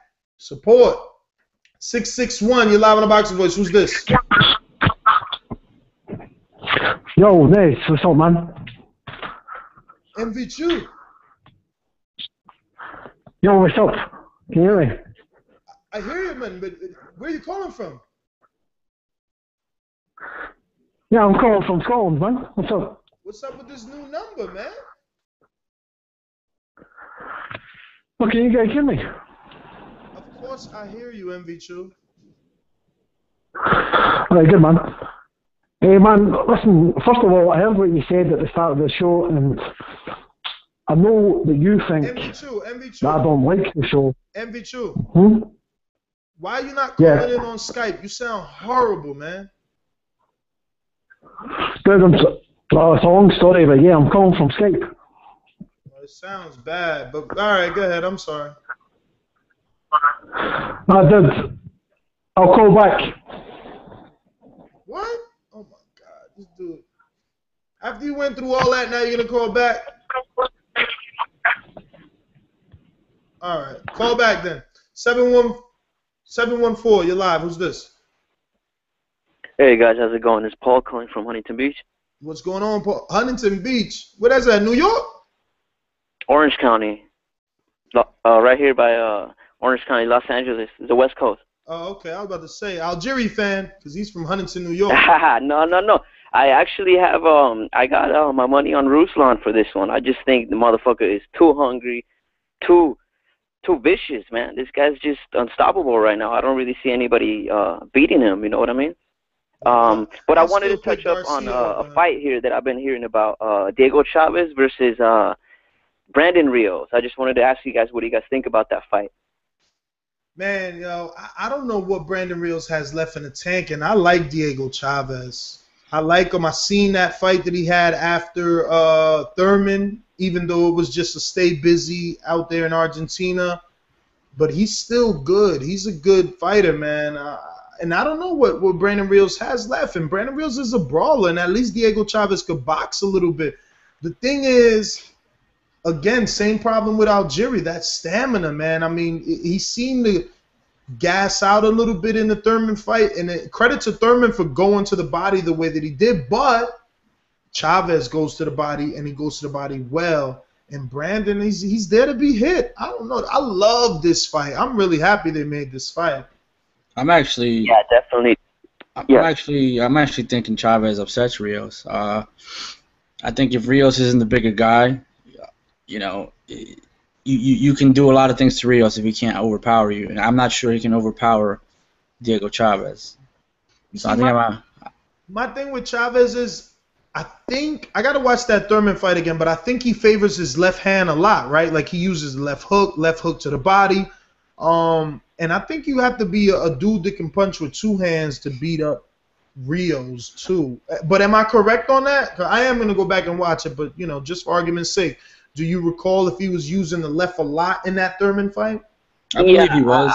I'd like to say he tends to lean with that left hand, but I don't see it as so much as an upset. I think Chavez gave a great account of himself in that Thurman fight, and I just think even a good prime Brandon Rios doesn't beat him. I think this guy has all the tools to make an easy night of it. Who though? Chavez or Rios? Chavez, yeah, definitely. I don't see Rios going. I mean, Rios is tough, but I think he's gonna get busted up under 8. Yeah, man, I don't really disagree. I seen Chavez's next fight, and I believe it was like a second round knockout, but it wasn't those knockouts that you'd expect from, you know, hometown fights. He had to kind of work for it, and I'm not saying it was a back and forth. I'm saying that he did the due diligence. He worked behind a jab, and he got inside. He did some body work, and I think it was a left hook to put the dude out. But 714, man, thanks for calling in, and great call, brother. Good stuff. Definitely. Hey, thanks for taking my call, guys. No problem, brother. Thank you. Make sure you head on over to iTunes, rate us 5 stars, brother. Hot reviews get read, definitely. Like we read today's. Vic wasn't on for that, but Vic, it was an awesome review, man. We fucking flipped a Howard Stern fan. Shout out to Howard Stern for going on vacation and allowing. I heard it. Just I was having issues getting on the camera, so. Okay, yeah, man. But shout out to Howard Stern for going on vacation and giving us one more listener. We appreciate them all. So we got a lot of news to cover. We're going to keep talking this Algieri, so everybody that wants to call in, talk Algieri versus Ruslan, definitely 646-478-3068. We got a couple of callers on the line. We're going to get to you guys in a few seconds because I want to tell you some stuff. We thought Showtime and Top Rank and Golden Boy and everybody was going to play nice, but it seems like Showtime and Top Rank are kind of feuding now. This is where things get funny, Vic. There was a conference call for the Gary Russell-Lomachenko fight. Lomachenko is clearly promoted by Top Rank. Russell, he is not promoted by Golden Boy, but he's being promoted by Golden Boy for this fight. Bob Arum wants to be on the call. Oscar De La Hoya wants Bob Arum on the call. Steven Espinoza bars him from the call. Now, right away, you would think, well, he doesn't want to fuck with Top Rank. He's being a douchebag. He's bad for boxing. But Carl Moretti, Top Rank's vice president, he was on the call. Vic, what the fuck is going on here? I mean, it's a he said, she said situation. I mean, Arum said that, you know, Steven didn't want me on. Then Steven said, Steven Espinoza said, I never did that. I forgot what he said on Twitter. Well, I have that information. I'll take over then. Espinoza on his Twitter account, and not to mention time and time again in interviews, has stated that he is open to working with Top Rank, even though based on the fights he has scheduled, it's obvious he has no intent at all. De La Hoya did want Arum on the call. Arum was ticked off by the situation, and I quote, obviously, I was supposed to be on the call, and Espinoza objected. Arum told, of course, ESPN. It's the same petty stupidity. It's the same old, same old. Oscar wants to open everything up and to do business, to do the best fights. He sincerely wants that. People like Espinoza are an impediment to that. That fact that I do my fights with HBO means nothing. I'm doing a fight here with Golden Boy because they won the purse bid. Back when they did, Vanez, Mataroshi, and Lara, we won the purse bid. We acknowledged Golden Boy as the promoter of Lara and showed them the respect. That's how it's done. But it goes back to Espinoza being mean-spirited nature. Golden Boy asked to be on the call, and Espinoza said no. End quote. So I don't know, Vic. It's kind of. You think Espinoza might be showing his hand a little bit? I mean, I don't even know. I don't even know what this means. Like, it's just so stupid because Espinoza should be thinking about the network, right? So again, clearly pay-per-views don't give you subscribers, but you'd still have the rights. Both HBO and Showtime would have the rights to air a Manny Pacquiao Mayweather fight. Like, after the pay-per-view is done, they can both air it on their networks. They can do Mayweather Bradley and air it on their network. Like, the possibilities were endless if this would have just went properly. Like, I just don't get it. I can't wait to see Espinoza. I don't know what. I guess I'll be at that Porter fight. I'm sad that I have to wait that long. You're going to the Lara Canelo, right? I'm not sure. I might skip it for Chavez Rios. Chavez, where's that happening at? Las Vegas. Wow. What? That's because of timing, right? Not because of the nature of the fight, right? Maybe it's timing. I don't know. I don't know what's out in Cali that they can't do it in Cali. Don't give me that bullshit. Maybe timing. There's no way you think Rios Chavez is bigger than Lara Canelo. Well, what do you mean? No, not timing. It's just, I don't know, man. It's Chavez Lara is a cool fight. I mean, I just think I like Rios. I like the fights that he's in. I mean, I've gone into his fights. I've flown to see him. So I thought you were talking about the scheduling of the fight. I didn't know you were talking about me. Yeah, I mean, it's just personal preference. So, speaking of the whole love triangle with HBO, Showtime, Golden Boy, Top Rank, another key factor in that is Al Haymon. And Al Haymon, as you guys remember, he signed Chad Dawson a couple of months ago. And now Chad Dawson is scheduled to make a return. Dawson is scheduled to face George Blades on June 21st at the StubHub Center in Carson, California, on the undercard of welterweight Robert Guerrero's first fight in 13 months against whatever, Kema guy? Some guy he should be. Golden Boy does not promote Dawson, but added him on the card as part of a deal with Al Haymon, his advisor, who has several of his clients on that show. Golden Boy Vice President and matchmaker Eric Gomez said Dawson Blade the scheduled 10-round fight and will be televised as part of Showtime Extreme. I was going to say crazy was my first reaction, Vic, but I guess this is good because it shows that Oscar can still do business with Haymon. But playing devil's advocate to my own statement, Haymon was already involved in this card, and maybe he's looking at it like, well, Gary Russell's in here, I might as well make the best of it, not to mention that Robert Guerrero also is signed. He's got 3 guys in this card. He's also got Devin Alexander. Yeah, so is this the last time, or does this mean they're still doing business? Well, and I mean, you still got Canelo Lara. You're gonna have Mares on that card, who is rumored to be trying to leave Espinoza. Well, he is trying to leave Espinoza, rumored to be going to Al Haymon, and Mares is on the Canelo Lara pay-per-view. I forget what the rest of the card is. I don't think they have any more Haymon guys besides those two. If Mares was to sign. But then you got August 9th, Al Haymon, Sean Porter. I mean, that's gold. They worked out a deal, right? Eric Gomez and Eddie Hearn, but that's still Sean Porter's still an Al Haymon fighter. So I'm not sure. I mean, lot of things are gonna come out soon, hopefully, so we can just get this whole mess fixed or at least figure out what's next. Yo, so for all you Maidana fans, get ready to be introduced Saturday night. Oh, well, not Saturday night, June 21st to welterweight Fabian Maidana, the younger brother of Marcos Maidana. He's going to be making his professional debut in a 4-round fight against an opponent to be determined. But, man, Golden Boy snatching him up early, huh?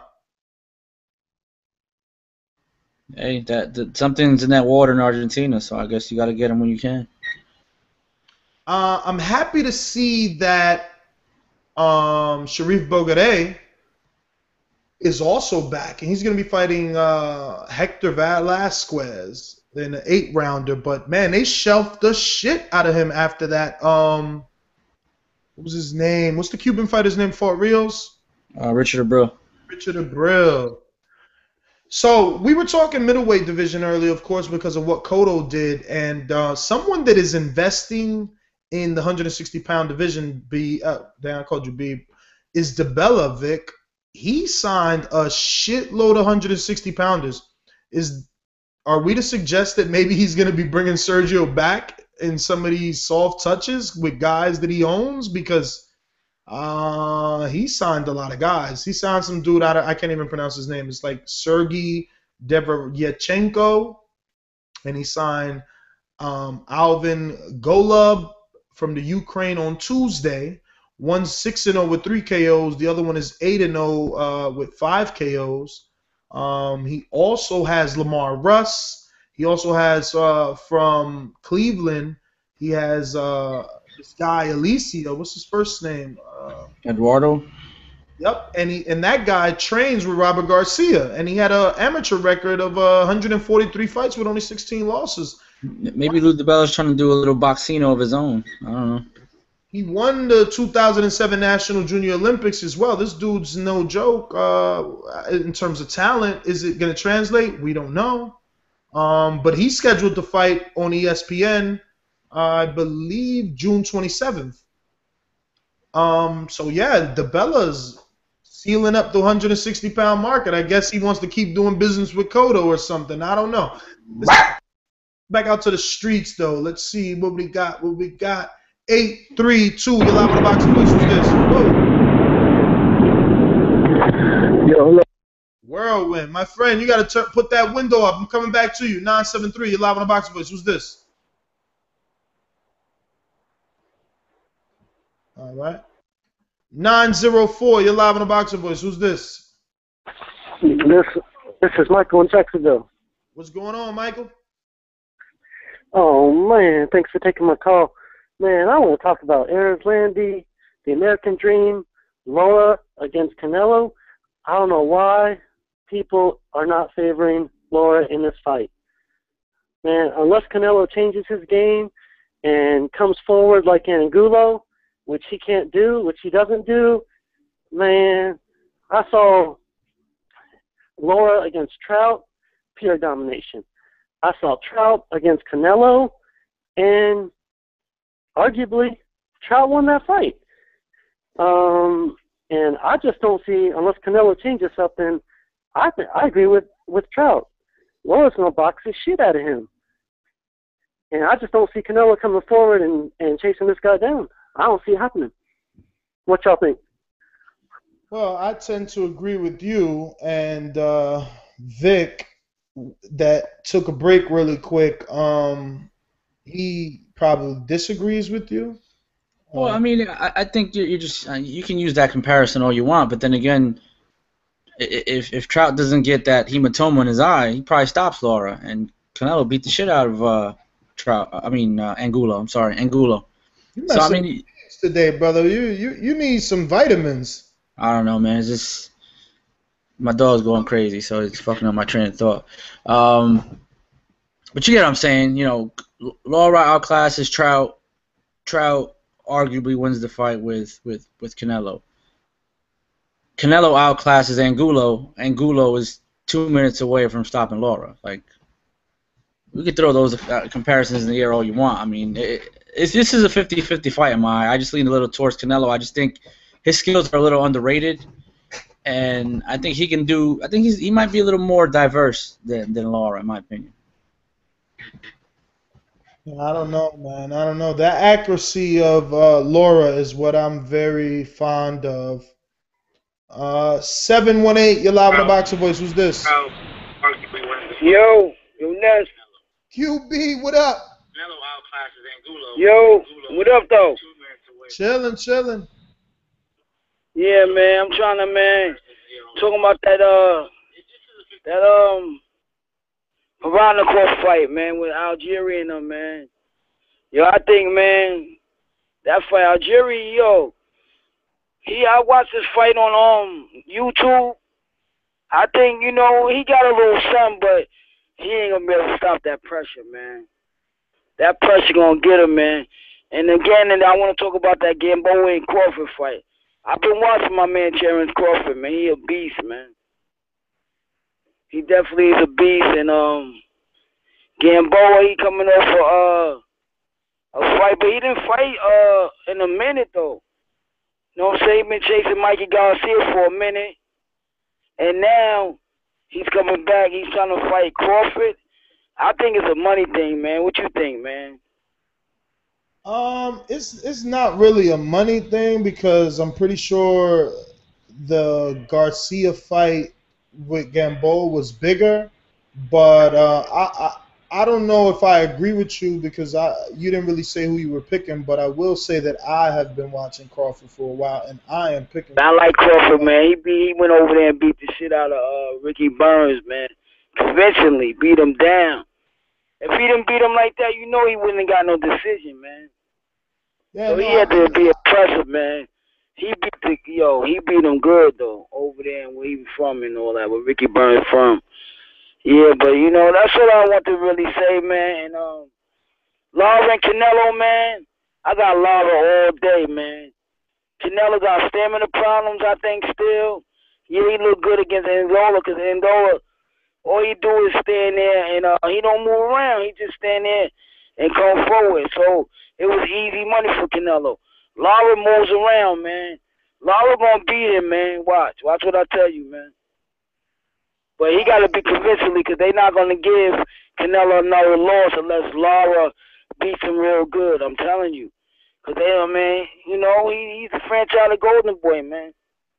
And that's what I want to say, homeboy, yo. Y'all all be good, man. That's, man. I'll call back. Word. Word.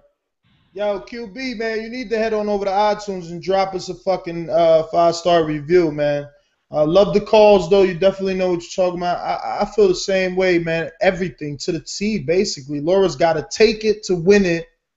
And Angulo didn't give Canelo any type of movement, man. So I agree. Wood, the motherfucking God. What's on, yo? Peace, man. Peace and blessings. Hey, this Ruslan and Ruslan fight against the Algerian, right? This weekend, right? Yep. This Algerian motherfucker is not that good of a boxer, man. He can box, but you gonna have to be a master boxer to beat this little fire hydrant head motherfucker, little tank. There's no way this motherfucker gonna keep him off his ass. There's no way. He gonna have to fight that motherfucker for at least 5 or 6 good rounds. And it ain't gonna work. That little motherfucker can take a punch. He can take a fucking beating. And he can dish out. He can dish it out. So I'm mostly right most of the time. So I'm going with Ruslan. The Algerian is not going to be able. I don't got nothing against Algerians and nothing like that. I'm not on race. Yo, his last name is Algieri. Not that he's. What the fuck? Oh, he's not an Algerian? He's not an Algerian? Man. Algerian. That's somewhere in New York, right? Man, I don't know what you're look. Algeria's from New York, man. Algeria is in New York? Nah, it's a country, dude. Shit. I know you playing now. No, I don't know nothing about all that, man. I live in Baltimore, man. East Baltimore all day, man. Hey, look. Then he gonna beat him, and with that Lara gonna have to fight like Rocky. He gonna have to fight like Rocky to beat that kid, man. Cause there's no way in the world they gonna give it to this motherfucker. He gonna have to come out he like to sit back and figure you out, and then pick his shots. He can't do that. He gonna have to put a serious ass whipping on Canelo. And Canelo, if he fight like that, he gonna fight outside of himself, and Canelo gonna beat that fight. But everybody trying. And you know what thing, man, about boxing I don't like, man.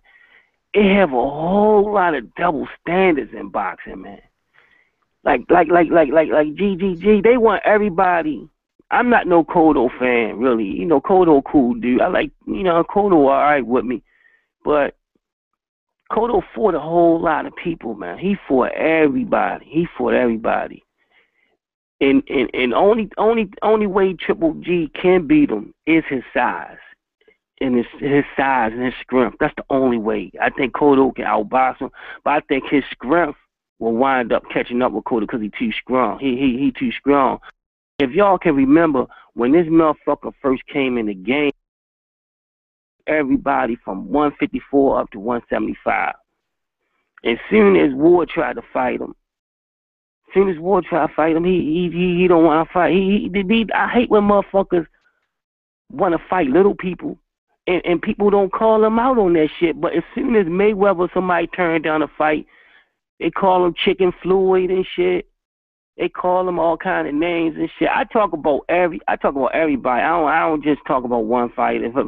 I talk about everybody, man, because I'm a fan of the sport of boxing. I don't think these motherfuckers should be having all these favorite fucking fighters and don't see no wrong in them. That's one thing I can't stand, when the motherfuckers start idolizing these motherfuckers and don't see no wrong in what they do. Like, I know it got a lot of what they call them niggas, flow-mosexuals and shit. They don't see no wrong in Floyd. Floyd got a lot of flow-mosexuals out there too. And you can't say nothing about him. But I help out for Floyd. I help Pacquiao out, because I know a lot of motherfuckers try to say they're Pacquiao. And I say, hell no, this nigga not no one. He ain't not no one-handed fighter. I help out for everybody. I talk about. That's how boxing fans should be. You shouldn't just find no one guy, stick on to him, even when this nigga in the wrong. You should be riding his dick when he on the wrong. In the wrong. Like the flow-mosexuals do the same thing. They don't see no wrong in Floyd. I know they helping him out because he get a lot of slack and shit. But fuck it, when he wrong, man. That's all I have to say about that. But I think Lara gonna lose that fight. They need, people just don't know how bad. They just don't know how bad Golden Boy need this motherfucker to win anyway. Cause they might fuck around and get kicked off for might get kicked off for Showtime, man. If they start if Austin start fucking with Bob Arum, who knows what these motherfuckers might do? They fuck around and kick him off for Showtime. Who knows? They fuck around, kick him off for Showtime. Cause he gonna, I don't know. He ain't gonna be able to go. He ain't gonna be able to play both sides of the fence like that. I don't know if he gonna be able to play both sides of the fence like that. Cause I don't know if he gonna be able to do that. If he gonna be able to do HBO and Showtime, I don't know if he gonna be able to play. But he might. I don't know how Floyd and I don't know how they gonna work this shit out. Cause Floyd don't have no promotion they don't have no promoter's license. I don't know how they gonna work this shit out. Without fucking with Golden Boy, they don't have no promoter's license. They don't fuck with Bob Arum and HBO.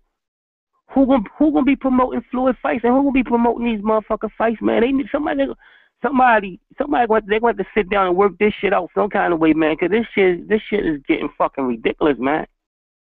This shit is getting, cause Bob Arum and Don King hated each other back in the day. And they motherfuckers still found a way to make money with each other. They still made money with each other. I don't know what these motherfuckers, I don't know what kind of shit these motherfuckers on. I don't know what kind of shit they tripping off of, man. They need to just sit their egos aside and start trying to make the best fights for the fans, man. We paying all this money for these fucking showing up to these fights and paying for these fights on TV. So they should try to just put all these differences. Well, you don't be Nobody showing ask up these. to no fights, well. You don't be. I've been in DC all this time. Yeah, I ain't never seen you. Stop lying. Oh yeah, I'm gonna be there. When the next time you come to DC, I'll be in there, man. I'll be next time. Next time. When the next time you going in? I don't know. Whenever they put another fight there. Well, let me get to some other callers. Hey Vic, what is Mercito Gesta sign a Golden Boy? I'm not sure. I know he's with. I think he's with Paco Boxing. I don't remember. He's gonna be fighting on their July 18th card, live on Fox Sports 1. He's supposed to be facing Luis Arceo. He might be then. I'm not sure. I mean, I haven't. To be honest, I haven't even thought about Mercito Gesta since fucking stunk the joint out with Miguel Vasquez. I mean, you know, Vasquez is a tough dude, man. The dude only lost to Canelo and Bradley. People keep forgetting that shit. He only lost to Canelo and Bradley. 917, you're live on the Boxing Voice. What's up, Ness? It's Gil. Gil, what up? Nothing, man. Just calling in. I wanted to check in with y'all. Yeah, I know I'm mad busy and stuff, but I wanted to just hit you real quick with the Puerto Rico. Oh, Puerto Rico. Oh, que bonita bandera, que bonita bandera. Even though I picked it wrong, I'm still going to celebrate, and I'm going to ask you to do me a favor tonight. I'm glad you said it because you know I already had it ready. I had that shit loaded and cocked, ready to fucking spit it at you. Yo, you picked Martinez, but at least you said it. I did. I picked Martinez and I called in to fucking Dream Show. I think Dream was ripping you a new asshole. I know what's up with y'all niggas. I be getting at each other crazy, but it's fucking. Yo, let me tell you something. You never hear me talk about him. So if he talking about me over there, I don't know why. I don't never talk about him. I know. No, that's true. But the reason why I called it is because I want you to do me a favor. Like I said, like I began telling you, I need you tonight in front of everybody to call Miguel Cotto a great fighter. Can you do that for me? He's a great fighter, man. What he did Saturday night, you know, I feel bad for him that this win comes with an asterisk or an intangible because there is doubt to where Sergio was at in his career and the knee. But in my eyes, he was great and he did great. And he beat the lineal champ of the world. He's a good fighter, man. He's a good fighter now. I understand, and I that's all I wanted to hear out of your mouth because you be hating on him sometimes. And I mean, I defend him sometimes. You know, he's my favorite fighter, but I call it how I see it. So, you know, I thought Martinez was going to win the fight, and I thought she was going to be easy. I call that shit a mismatch, so I sounded like an idiot. But at the end of the day, you know, you get some right, you get some wrong, and I fucked up with Angulo, I fucked up with Chris Arreola, but I've been good this year for the most part. And that shit was a great fight, bottom line, which is the most important thing. You know, it was worth the money that we spent to see it. And it actually, the fact that he won, you know, made things really interesting in boxing. So I'm excited for what's to come and all the possibilities, endless possibilities. And when you brought up a good point with Mayweather promotional situation, I don't know how that's going to work out. But it's, you know, boxing's getting very interesting. And that's all I called for. Thank you for fucking fulfilling my request, and I'm glad you acknowledged another great fighter. And I don't know if I'm gonna go this Saturday, but I don't know. Maybe last minute I might just, you know, pop in. I'll call y'all or whatever, text y'all. And if I decide to go down there, Vic, we're good. Who else is on today? You got Steve? Anybody else on? Nah, it's just me and Vic riding solo today. All right, man. So as always, man, much love. Talk to y'all later. Get to your next call. I just wanted to get that in real quick. Hey, Gil, I just want you to know that Joel Diaz will punish Verdejo right now. My what? Joel Diaz would punish Verdejo right now. Next fight. I know we were talking about that. Right now, you think I'm gonna tell you something. Verdejo would fucking knock Joel Diaz out in like 2 rounds. See, Joel Diaz ain't got the technique to fuck with Verdejo, and he gets hit too much. And you know what? Verdejo's fighting cans has got me worried. Yeah, that's all he's fighting is tomato cans. Niggas ain't giving him no type of no new looks, no new styles. It's just dudes they can't even do rounds. Joel Diaz will punish him right now. Right now, punish. I don't agree with you. I would love to see that. It's not gonna happen for like another 2 or 3 years down the line. But I would love to see Verdejo step up next fight and fight the Canadian kid that Diaz fought, because he needs to step the fuck up. You know what I'm saying? Right now, I mean, I know it's only 14 fights and he has development and shit, but this nigga's an Olympian. Lomachenko said he's the toughest out he had in the Olympic fucking games, and there's no reason why they should be holding him back. You know what I'm saying? I mean, I understand taking it easy, but not like that. They have motherfucking the niggas that fucking, you know what I'm saying, that's just gonna Home Depot fighting him. So they gotta step him up, man, because if not, he's not gonna learn. And I want to see him get punched in the mouth. So, you know what I'm saying? I want to see how that looks and how he reacts. So I love the kid. I met him, 1,000 times. He's fucking humble. He's great. I've seen him in Orlando and Puerto Rico. I've seen him in New York. And I wish him the best. Yeah, man, I still think you'll rip your man Joel Diaz that easy. That's not even that's light work. But, we'll see what happens if it ever happens. Yo, Gil want him to get punched in the mouth. He don't want him to get punched by Joel Diaz in the fucking mouth, Vic. And I know that's your boy too, but right now, Verdejo is not ready for Joel Diaz. But how can a guy still a prospect be ready for Joel Diaz? It's John Pascal says getting a title shot next year. Yo, Joel Diaz is a fucking prospect. He got 12 wins. That's it. Verdejo, this dude's on Showtime, and he's about to get a title shot next year. How can you even compare that, dude? Yo. Oh, my God. Get off Joel Diaz's dick already, dude. Come on, man. He's getting rocked by bums, man. Get out of here. Oh, did this dude really just try to call fucking Joel Diaz a contender? Didn't John Pascal come on our air and say he's getting a title shot next year? Just to protect Verdejo. Verdejo got more. Answer my question. His promoter was on our show, said he's getting a title shot next year. You know why? Because they see the talent in him. Oh, okay. So he's not a contender. They see he ain't even fought a contender. Come on. Dude, Verdejo turned pro last year, though. Come on, man. He did? Yeah. God, and he got 14 fights? Yeah, dude, that's what I'm saying. He's still a fucking baby, even with those 14 fights. Yeah, but you protecting him, bottom line. Listeners, if you're out there, tweet us, email us. Yo, call in. Is Vic protecting Verdejo or not? The dude got 14 fights. My guy got 12 fights, and he's saying that. I got 16 fights, by the way. It's 16, you sure? 16, yeah.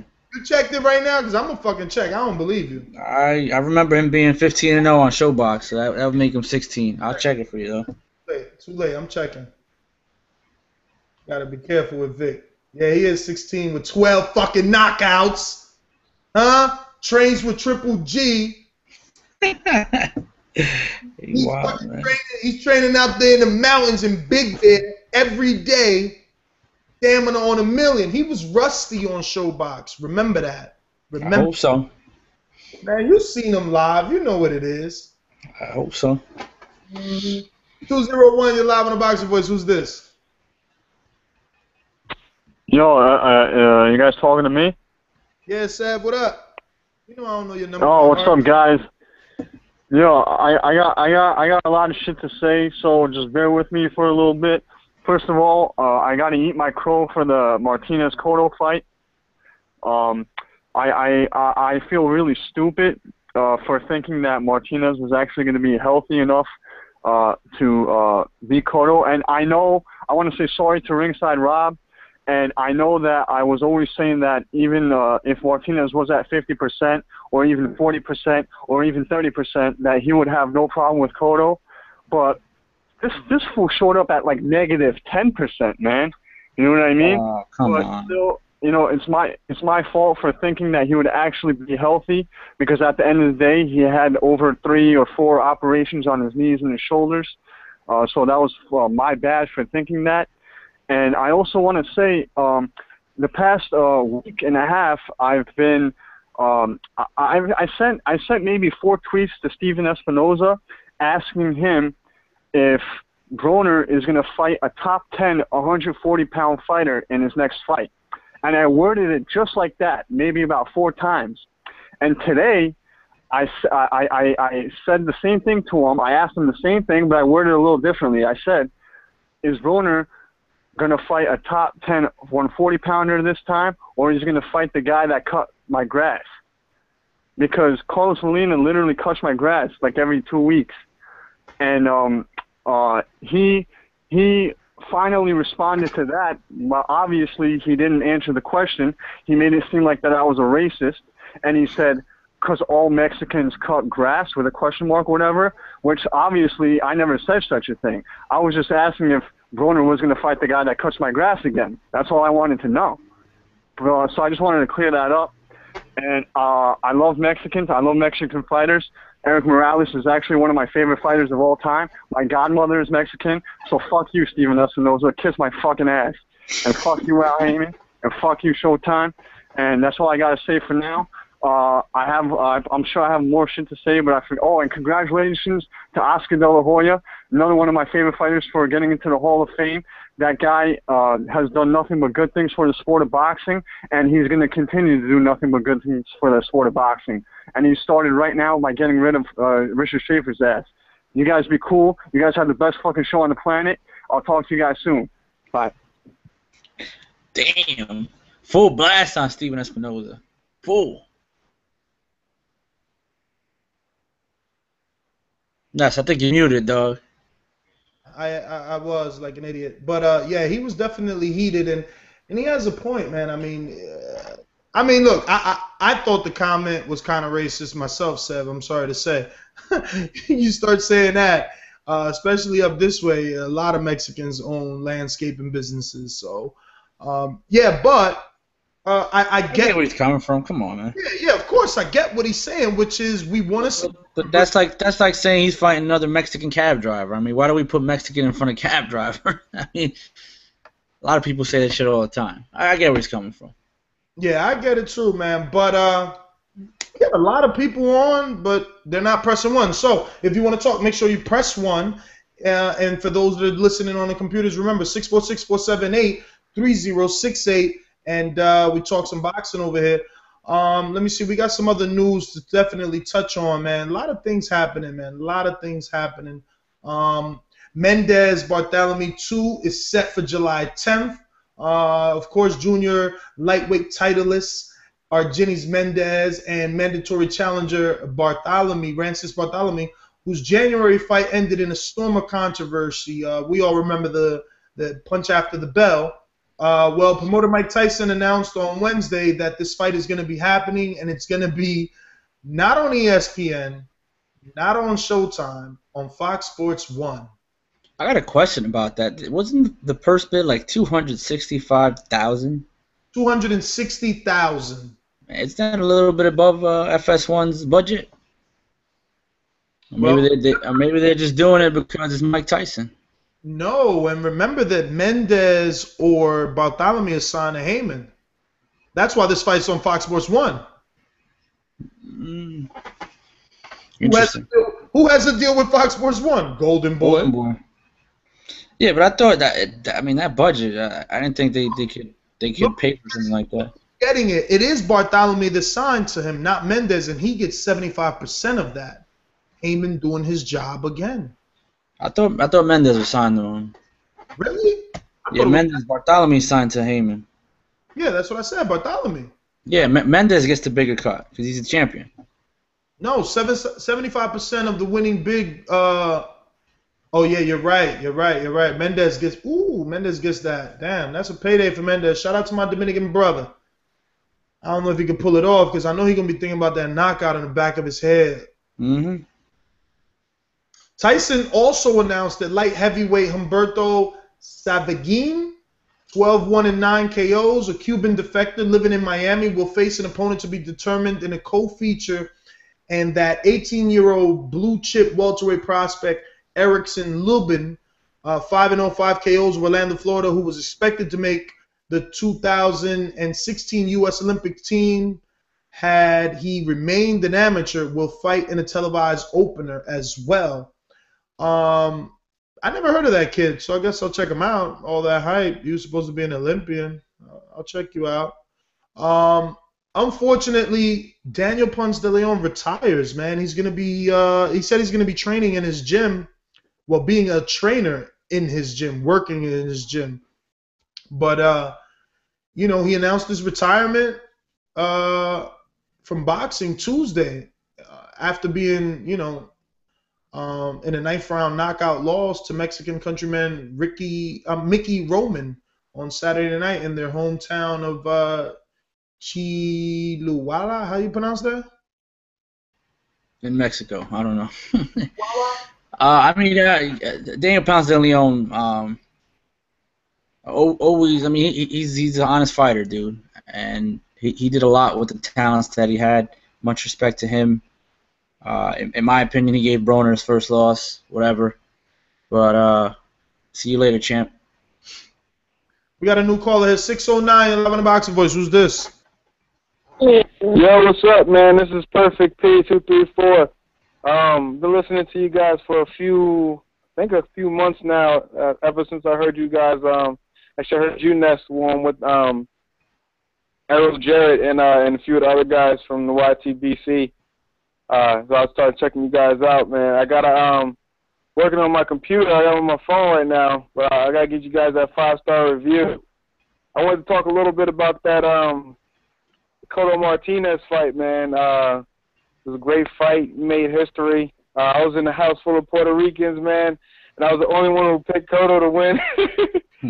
and I actually said that he would go down in the 10th round. I gotta give shout outs to Beeb for that, because you know, him and another guy on YouTube, Dante's Box Nation, helped me with my pick because, you know, I was wavering a little bit. But when Beeb was talking about that, it had me, he convinced me, you know, that he could actually do it.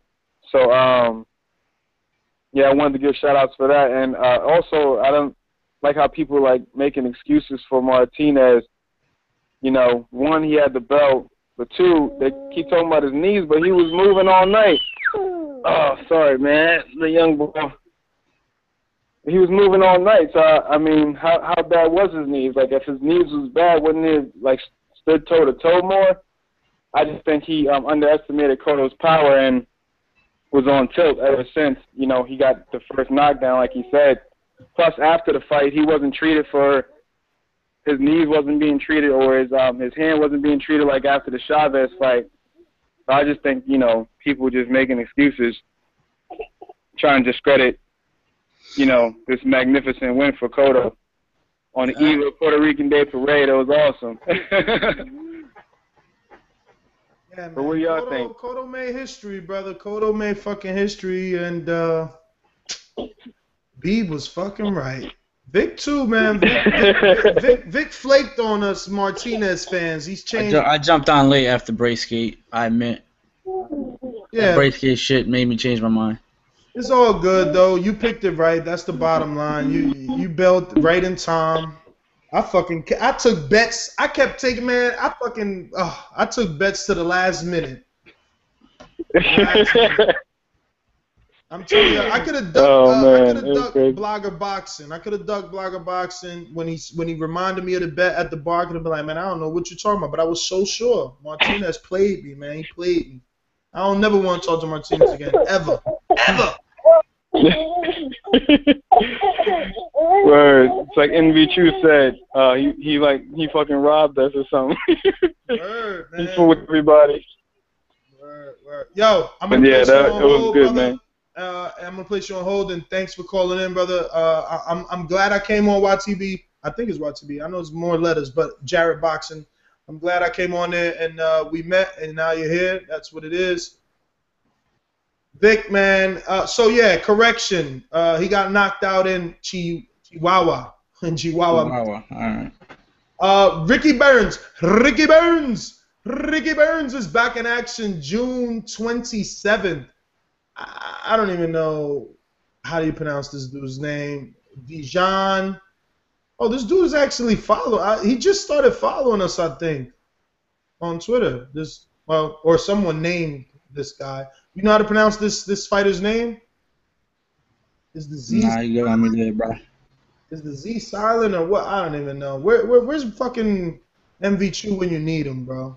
Where's he at? He still hasn't called back in. He must be having phone issues. I guess we'll take that moment of silence to get on over to the. That's an eliminator fight though, right? Look at that. Yeah, but for another sanctioning body, he don't want no fucking rematch with my boy. Well, WBC, isn't that Omar Figueroa? Yeah, but he's running from. Why wouldn't he fucking try and stay ranked in the division that he was at? Why wouldn't he ask for a rematch anyway? Please, he's running from my boy. Stop making excuses. I don't know. I think Figueroa and Burns would be a good fight. I'm not saying that it won't. I'm saying he doesn't want the rematch. Ari Gold, shout out to you, my friend. I was listening to your show the other day, or the show that you was on, actually. I think it's your show, too. But I was just listening to it. Be Rich, Calculations, Dave the Sinister. Dave, what's up, brother? Did you use that link? I seen on Twitter someone was trying to get you that link, man. Shout out to you if you do use it. Shout out if you don't. Jasmine Guy. Man, I really got to learn how to pronounce this thing. Jaspan Chi. Juggernaut. Cam UK. Cam, what up? Mal Alpha. Mr. Jordan. Nothing for something. Raw Nature. Shout out to Raw Nature. I forgot. You're subscribed to the PayPal. I did see that email notification. Shout out to you, my friend. You are official. Ringleader X Dank. He was the first one in the chat today, Ringleader X Dank. Shout out to you, Ringleader. Yeah, man. Chat is light today. 931. You're live on the Boxer Voice. Who's this? Matatan, what's going on, Papa? Dímelo. It's Eduardo from Knoxville. What's going on, brother? Yo, well, first I want to start off by saying that I was hanging out con el Gran Combo. They were helping me eat my crow because I like my crow con un guineíto y que le pongan salsa. So I'm just paying. Hey, it is. I was wrong. It's okay. However, I've noticed again a lot of smart callers here going for Lara. But one thing I haven't heard anybody say yet is that Lara does have the reach advantage, better hand and foot speed, better pedigree, more experience. Styles makes fights. He's gonna come out like a wasp. He's gonna come in and out, turn down, in and out, and that's what you gotta do to a strong power punching counter puncher like Canelo. You cannot let him think. And that's all I gotta say, Papa. I'm just paying my dues, baby. You guys are the shit, man. All right, brother. Thank you, man. I hope you leave us a 5-star review on iTunes. I will slightly disagree, even though we're picking the same guy. I don't know about that darting in and out. Lara's a guy that likes to conserve energy. He likes to sit on the outside. He's really paced. And after seeing Canelo come out the way that he did in the Angulo fight, that's what has me fearful. Not how good he looked in the Angulo fight, but the fact that he was able to fight. Vic, remember he had that stigma that he didn't fight the whole 3 minutes of the round? I don't remember that fight like that. I remember the ass whooping, but I can't tell you if Canelo was taking breaks in the middle of the rounds. Can you? No, but I think he didn't have to because Angulo wasn't doing much back to make him, have to take breaks. I think he took breaks because he just wanted to, because he could do whatever he wanted to Angulo. I mean, Angulo was definitely, there was no foot speed, there was no hand speed. It doesn't compare to Lara, obviously, but I'm not sure he fought every 3 minutes of every round, like you're saying. I'm sure he took breaks here and there, but the destruction was just so bad that we probably forget about all that stuff, to be honest. Yeah, man. So we don't know this guy's last name. Dijon, Zlaticanin. He's going to be in an elimination bout, and that's going to happen June 27th. It's going to be in Glasgow, Scotland.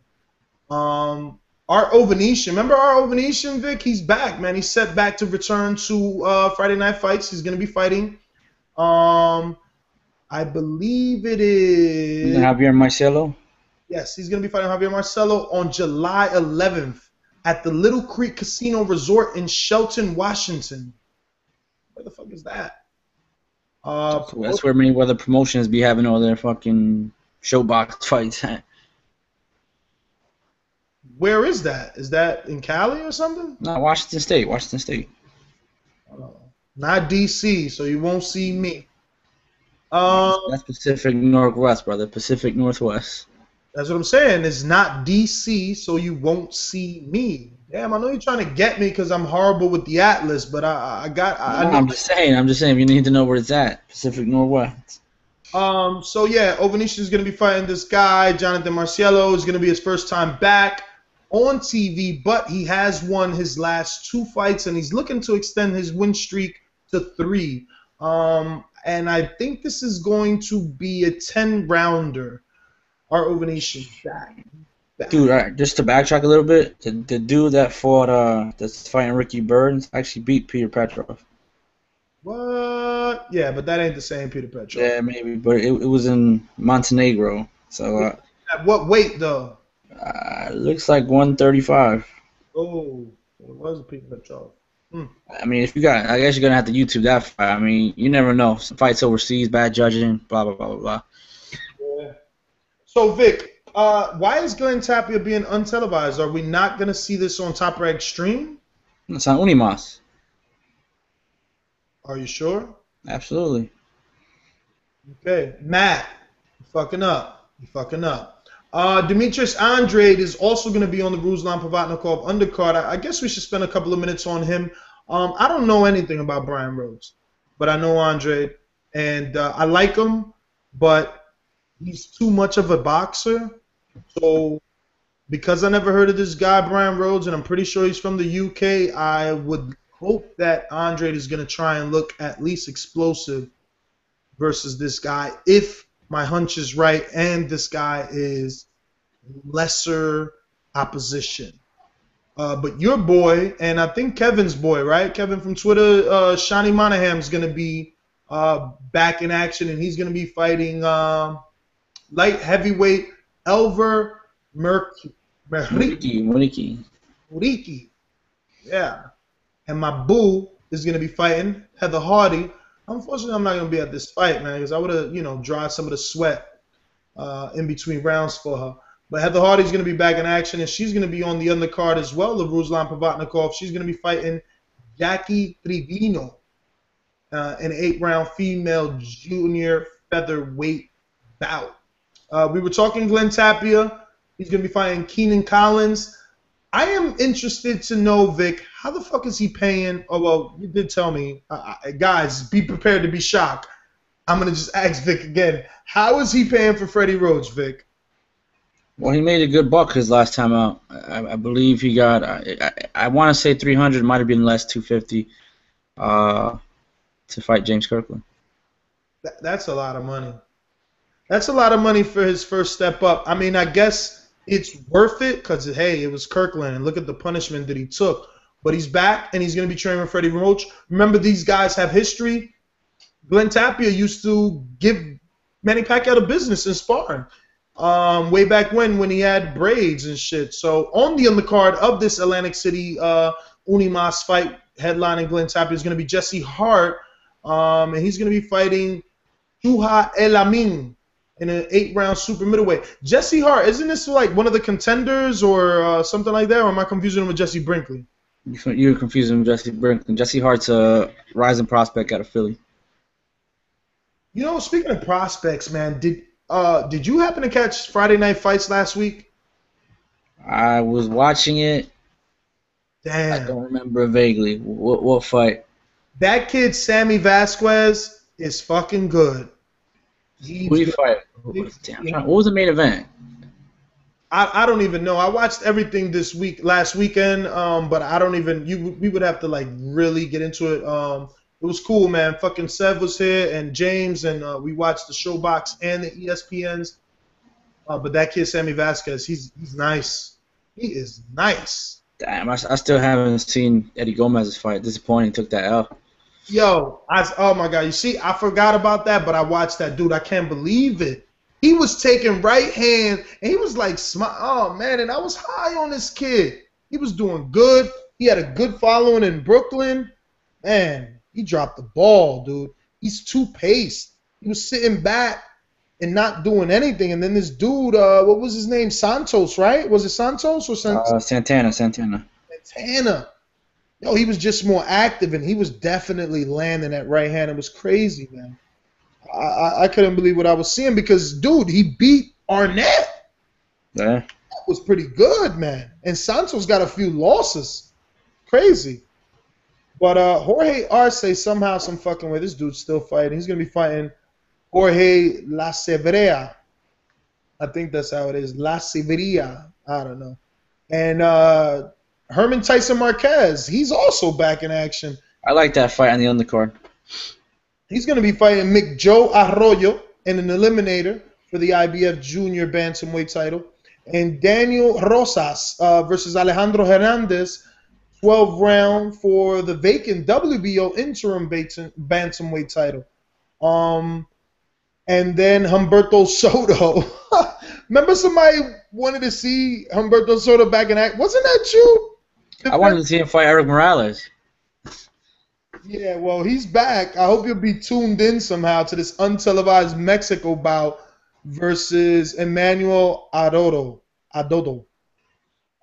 That's it, brother. We did the chat room roll call. We got through all our news and notes. I made my pick. I'm going to go with the safe pick. I need some wins, guys. But best believe, whether you like it or not, I'm going to fucking celebrate if Algieri pulls it off. But I'm picking Ruslan because I need the safe bet win. And my co-host, Ruslan, TKO 7. TKO 7. As you already know, man, we're here every Thursday and what'd you say? Oh, wait a minute. My girl, she usually makes those. Now go home and get your fucking shine box. I wasn't supposed to play that.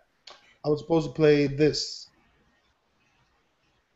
Join us every Thursday and Sunday, live at 7 p.m. Eastern Time. All right, man, that is the show. I'm your host, NesGTO. You can find me on Twitter at NesGTO. You're not to cut you in, you're not even going to give Rose a fighting a puncher's chance?